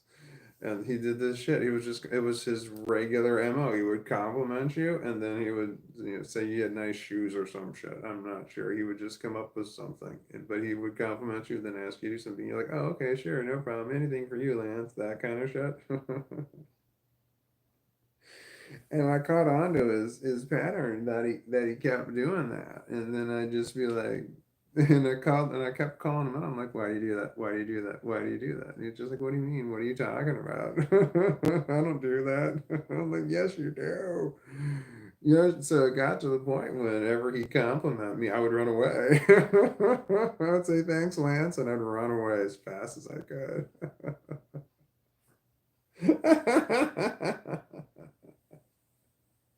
I did it all the time. Thanks. One time I was making pizza, so like there was stuff on my hands, and I had just finished making the pizza, and I just put it in the oven. He complimented me, and I'm like, oh shit, and I'm like putting it in the oven really quickly, and I'm like, hold on, hold on, hold on, and I put it in the oven really fast, and then and I had to put everything back to where it was. I'm like, hold on, hold on, hold on, and then I'm like washing my hands and trying to get the paper towels out. I'm like, come on, come on, come on, come on. I'm like, hold on 1 second, hold on, hold on. After he complimented me, just standing there like, what? And then I was able to run away to the back of the store and I said, all right, great, thanks, Lance. I ran away. But I remember, God, I was trying to wash my hands so fucking fast because I had to get the hell out of there because I knew he was going to ask me to do something. And he kept doing it. It's like, every single time you just forgot that I would just run away every time he complimented me. Okay.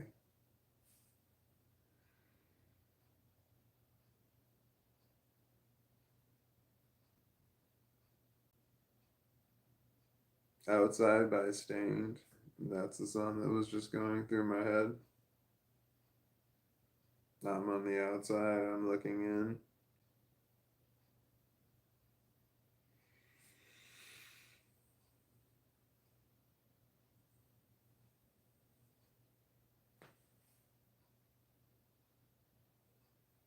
This is not my hair.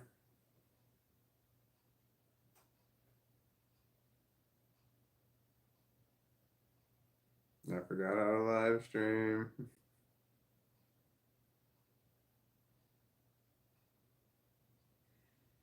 Hate it when that happens. Okay, hold on. I'm gonna hit the thumbs up on the thing over here. So the boom, it should have just went up one.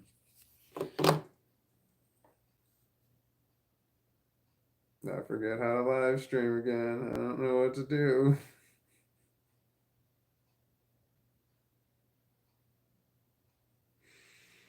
It's like all of a sudden, like up in my mind here, there's a bus, all right, and the bus is full of different people, and the different people take turns driving the bus. That's what it's like for me up here. A lot. Where it's like whoever's steering is making I'm very mentally ill. There's different people that are driving for whenever I'm doing stuff. Different people are in charge at different times.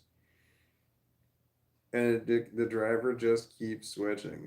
But all of a sudden it's like there's suddenly someone who's driving the bus and it seems like they've never driven the bus before. They're just like, holy shit. They're like, oh man, it's my turn to drive. And they finally got into the driver's seat and like, oh man, what am I doing? I don't know what I'm doing. That's what it feels like. Oh my gosh, I don't know how often that happens, but it's enough that I'm able to talk about it. And that's what happened a moment ago. It's for all of a sudden just like I'm live streaming.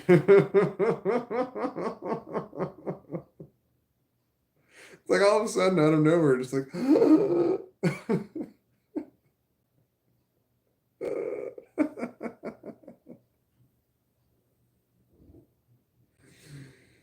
yes, I guess some people should just not be driving the bus. There's just no doubt. Some people should, some people shouldn't. I'm having issues. This feels too warm, and this feels too cold. There's like a slight draft, and that might all be in my head. I have no idea, but it feels like there's a draft on my ears, and now it feels like there's no draft on my ears, and it bothers me in both ways. Now I'm too hot, and then I'm too cold, just in that area. Like it's noticeable. Okay, then my furnace just kicked on, so maybe that will help me with what I've got going on here, but that it's really frustrating that I feel one way and then I feel the other way. Okay, I'm okay. That's autism. We're weird about our ears, man. Let me tell you, us autistics, we get weird about our ears. It's just a thing. Look, I do not like loud noises. I wear earplugs everywhere I go. I've got them all over. I don't have them inside the house, but I got them. I got so many of them. I take them with me when I go out into public. I have them with me all the time. If it just gets too loud, I put earplugs in. Like if I'm out somewhere, sometimes I've been in restaurants where it was just too loud and I can put my earplugs in.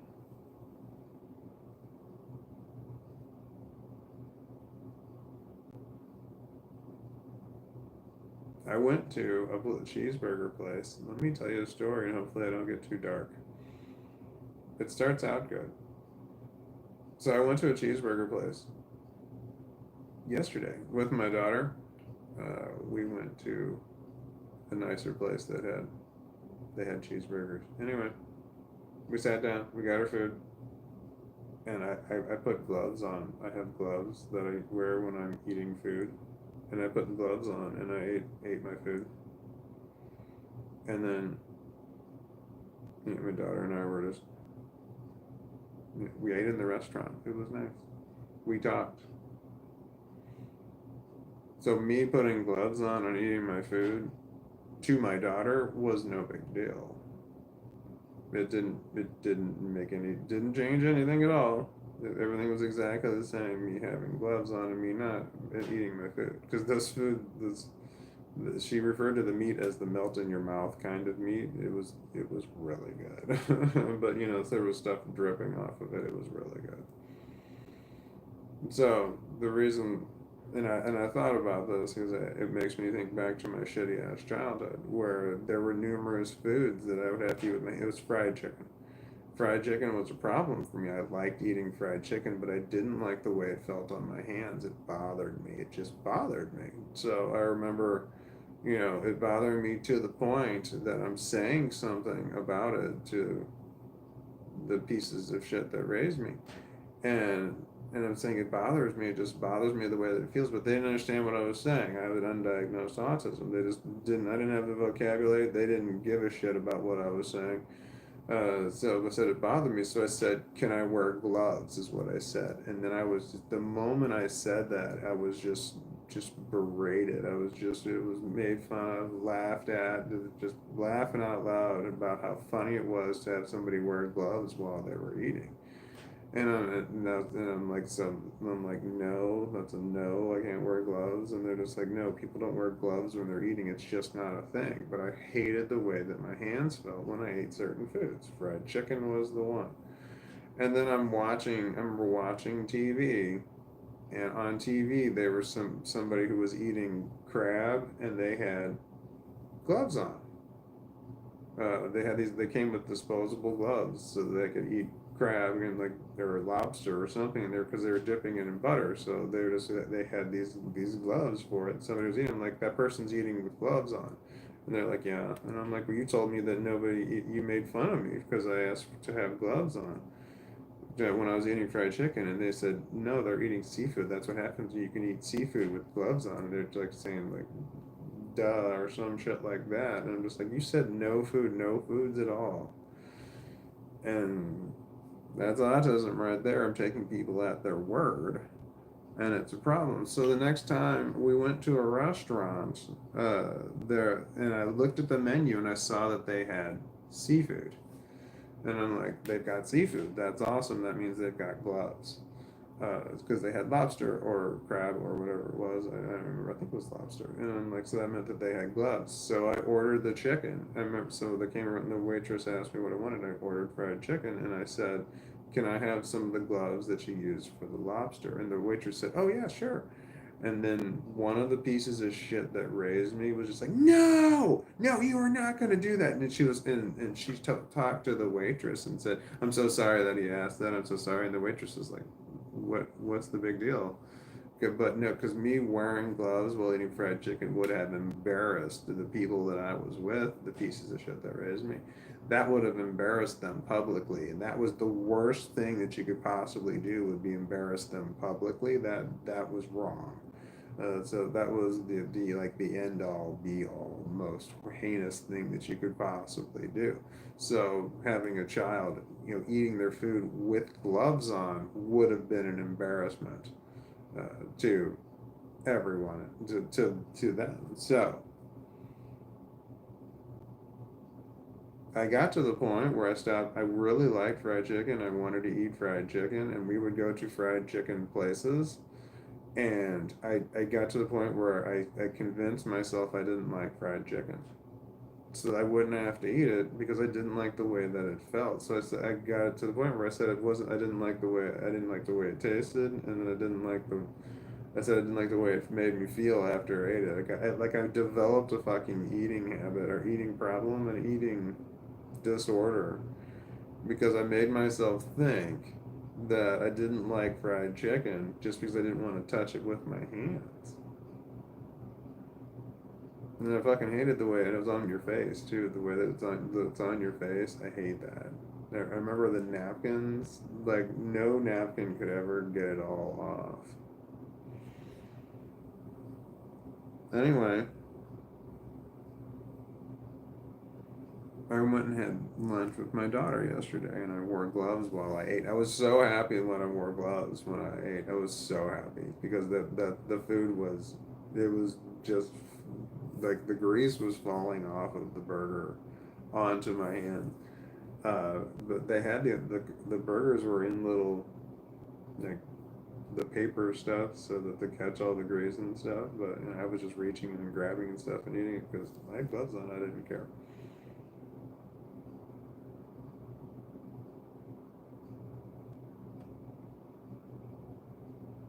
Anyway, it was nice that I was out in public and I was wearing gloves and no one cared. But it wasn't nice that it made me think of the times when I really wanted to wear gloves as a child and I was just ridiculed for wanting that.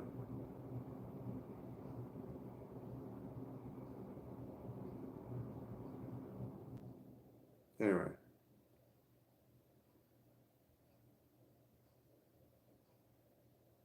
I need to cut my fingernails. It's a problem.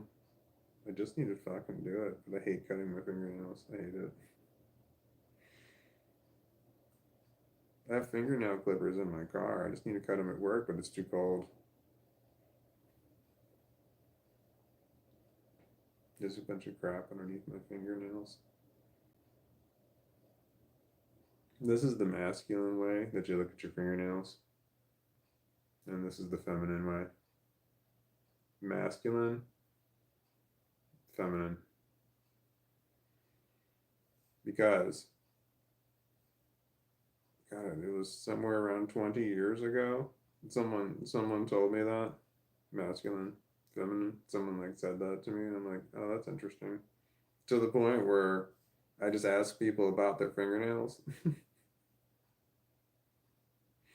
just to see which way they would go. And I'm like, look at your fingernails. I'd say something like, look at your fingernails on your hand. And depending on how they looked at it, would they look at it like this or would they look at it like this?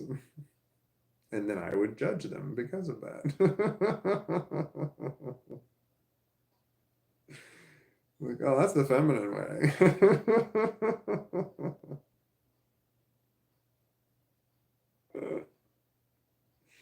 Anyway, why did that happen?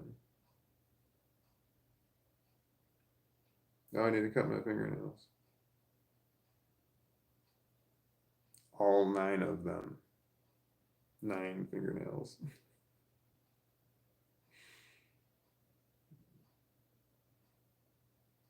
I only have 9 fingernails.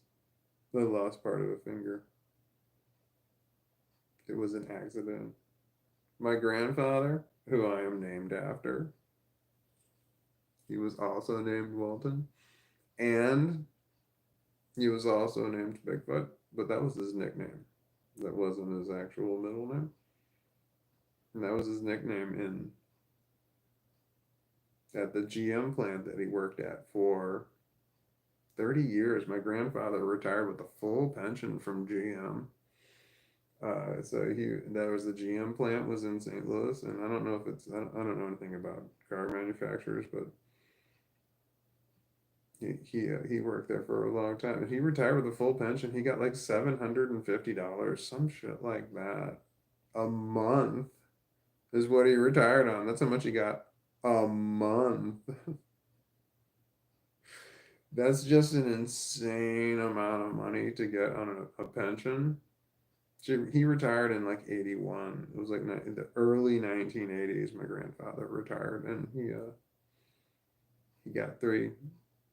Yeah, so that's a lot. That was a lot of money to have coming in back in 1981. But that's why the car brought like $1,000. They estimated. I remember hearing like the car manufacturers, the American ones, like there was like $1,000 that you were paying for the car that exclusively went in order to pay pensions of the previous employees because the pensions were so insanely high.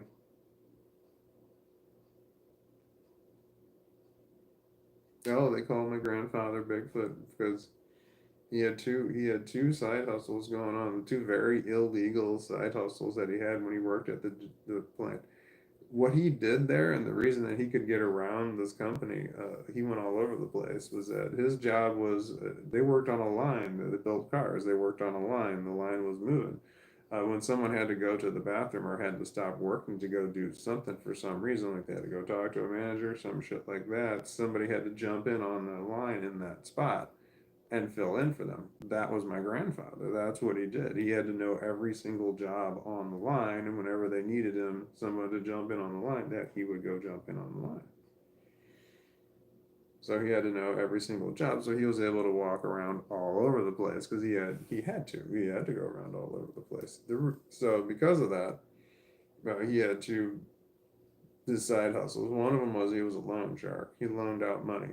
He was not an enforcer, so he didn't enforce it getting it back. But everybody wanted, it was a big deal to be able to get money. Like my grandfather always had cash on him. If somebody needed money, like instantly needed cash, he had it available. So they was people wanted the ability to get to that cash if they needed something really fast for something. So people were borrowing money from my grandfather all the time. He charged 10% a week on the loan that he had, and people were always borrowing money from him all the time.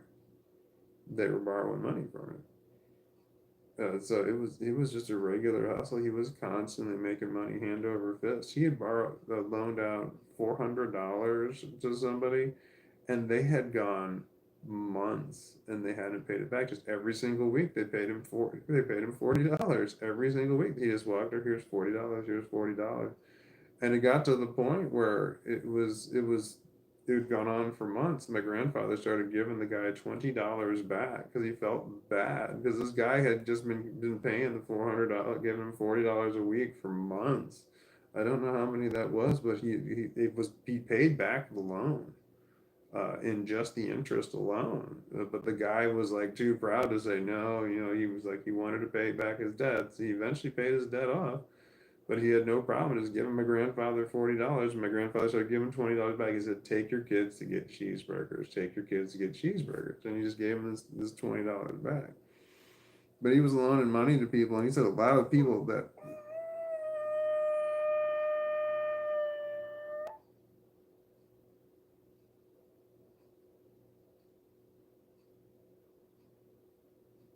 was my dog. Did you hear that?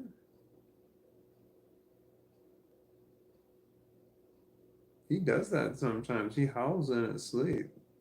That's the first time I've ever gotten one on recording, though. Is he okay? Oh, I'm still here. Hi, I'm still here. Yeah, he is. He was. That's what he. Sometimes he howls in his sleep. He's awake now. He just moved his head, but he sometimes howls in his sleep.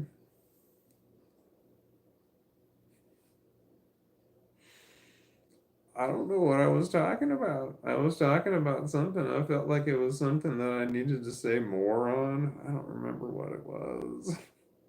Just the dog howled. He's so cute. I need to go to bed, don't I? 8:20. Okay, time is moving kind of weird. I want to say that was that's the third time in a row that's happened. When I looked over at the clock, it was something 21. It was 6:21, then it was 7:21, it was 8:21. It might not have happened, but I think I remember it that way. But what I remember and what actually happened, I don't know. I do drugs. I'm a drug user. I'm a drug addict.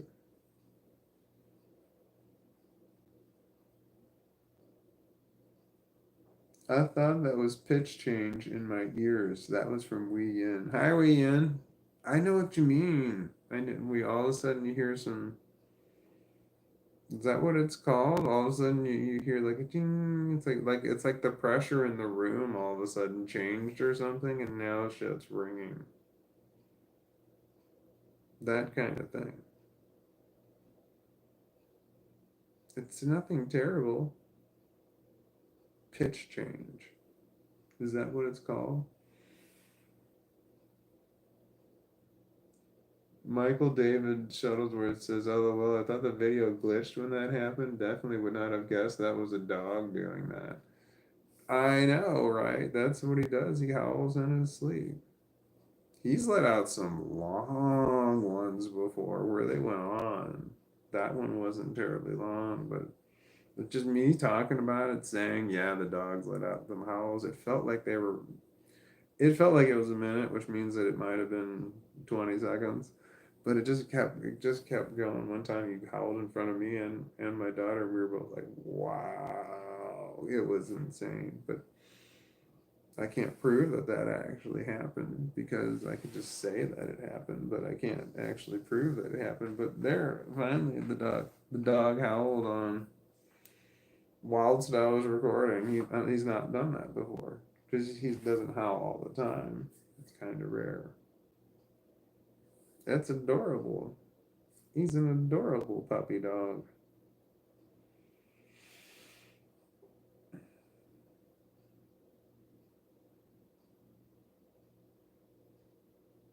I forgot how to live stream. I have the disorientation from being tired. I need to go to sleep because I have to get up at 3 o'clock in the morning, which is 6.5 hours from now, because I have to be at work at 5 o'clock in the morning. But I only have to work one day, and then I'm off for 2 days. Score. Big score. I'm really tired. I can definitely feel it. The longer you sit here, the harder it's going to be to get up. I know. You're gonna get up. I'm getting up.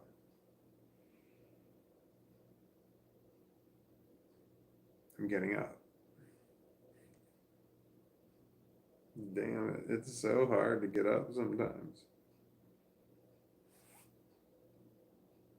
I'm just gonna try moving over.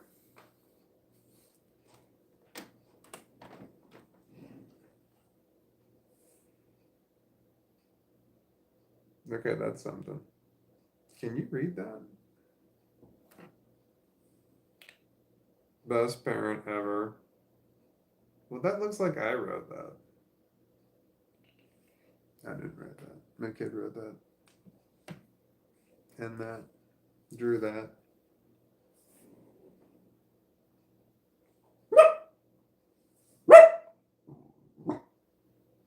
I touched this paper and it made a noise and he barked. He's still barking.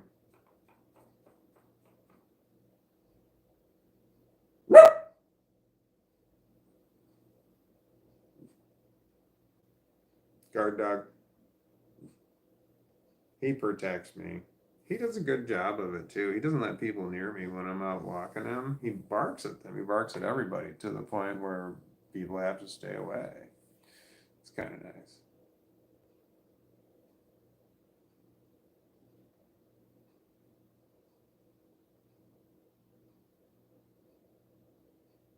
What? I was thinking about a time, like, there's been multiple times that neighbors have tried to approach me, and the dog barks so much that I just pick up my dog and I walk away, and I'm like, sorry. He'll nonstop bark at people, and he'll go full leash extension and bark at people, and I gotta pull him back in. And I'm like, oh, sorry, gotta take him away. And we would just walk away, and so I don't. The dog keeps people away from me, which is nice. Like if I'm out, this is kind of sad. But if I'm like out, like we're having to walk to the front of my house or something, and I don't have my dog, it's like I don't have that buffer. The dog's a buffer between me and the rest of the world. So when I don't have that buffer with me, it causes me a little bit of anxiety. Like if I walk out to the mailbox or something.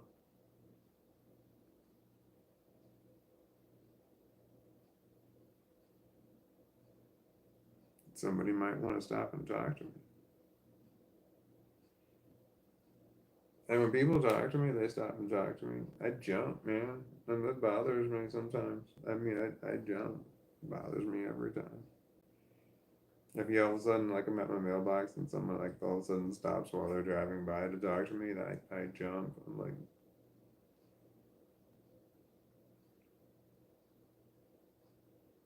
I'm one of those you gotta approach me slowly kind of people. I have complex post-traumatic stress disorder. You gotta approach me slowly. That's just the way that it is. If you approach me quickly, you're gonna freak me out. And once you freak me out, you're put into a category that you'll never ever come out of. You are now labeled a certain way, and you will be kept at arm's length or further forever. So, I have complex post-traumatic stress disorder. Please approach me slowly. Just tell me everything that you're doing before you do it. That helps. That's incredibly helpful.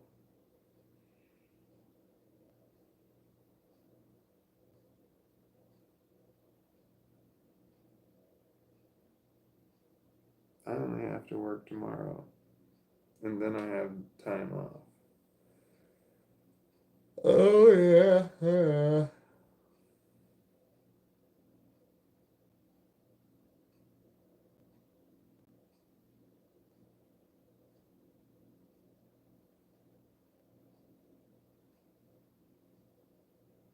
What?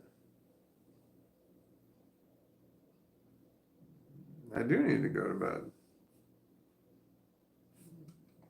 Why aren't we doing that? Because we were stalling. Why were we stalling? I don't need to drink any more water. I feel like my mouth is dry, but I just blabber on like an idiot. Blabber on. Move. All right, I'm moving. Hi, buddy.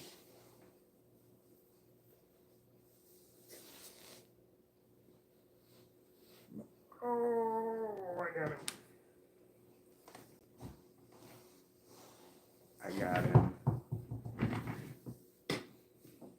Oh, my legs. Yeah, I sat for too long. Like it's as I get older, I can only sit for so long, and then I'm hurt. It hurts to get up. And as I get older, it seems like it's less and less time. My legs hurt.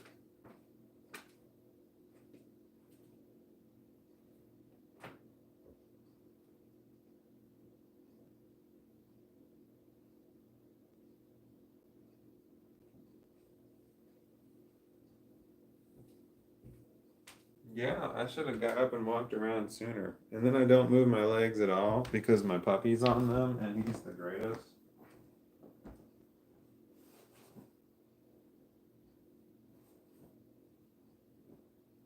Damn. The burrito blanket. I have a bunch of burrito blankets.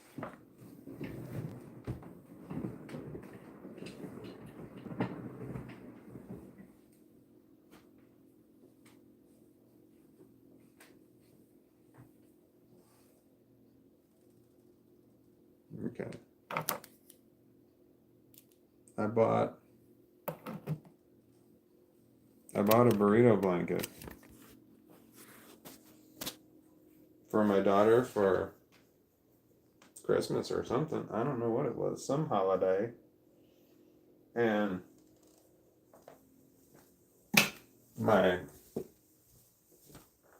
I wanted it. I wanted to use it. So I got another one. Like when my daughter wasn't there, I used it. And then when my daughter was there, oh man, did I not take the stand? I didn't. I took the thing off the stand. Why did I do that? I should go put the stand back on. So I had to get another one too. And then my other daughter started staying here. And so she wanted one. because they were fighting over the 2. So like it went from 2 to 4, and then I got more, and then I gave them some more for Christmas, and then at one point I think we had 11 of those blankets. There should have been 12, but somehow mathematically we didn't get to 12. We got to 11. The burrito blankets. So when my daughters moved out, I'm like, take the burrito blankets, take as many as you want. So they did. They took a bunch because the burrito blankets are awesome. So I think I have. And I think I've bought more. I'm not 100% sure. I think I bought 7. I have 7. I've bought way more than 7. They are so comfortable, but they're not super, they're not big. They're 6 foot, 6 foot around, and I am like 6'4". So I have to, they make a larger one, but the smaller ones were one price. The 6 foot ones were one price, but the ones that were bigger were like 4 times as much.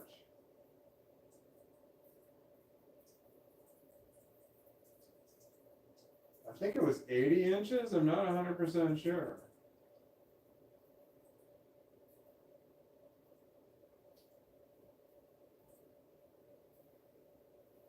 But I somehow couldn't justify the price.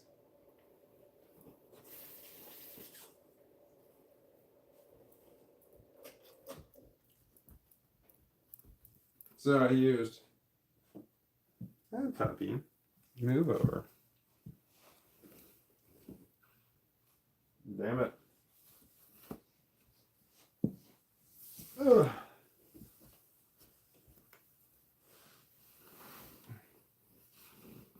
Puppy dog. I have a puppy dog.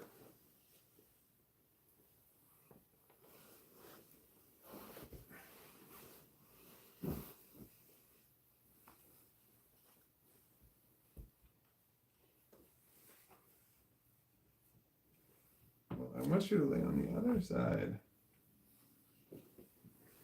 Come here. Oh, he just burped. Hold on, buddy.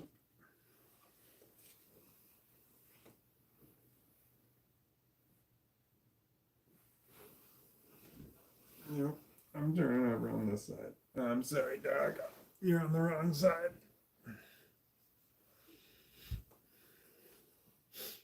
You coming over? What are you doing? Do you want to come over here? Come here. I will bring the blanket. Come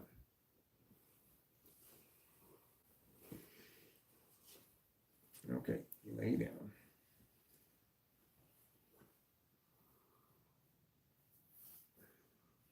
I put the burrito blanket on the dog.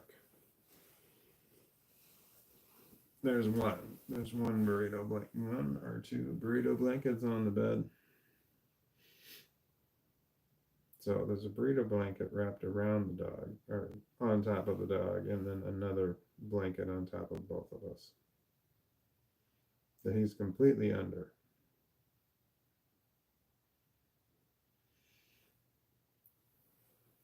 Oh yeah, I am tired. That's good.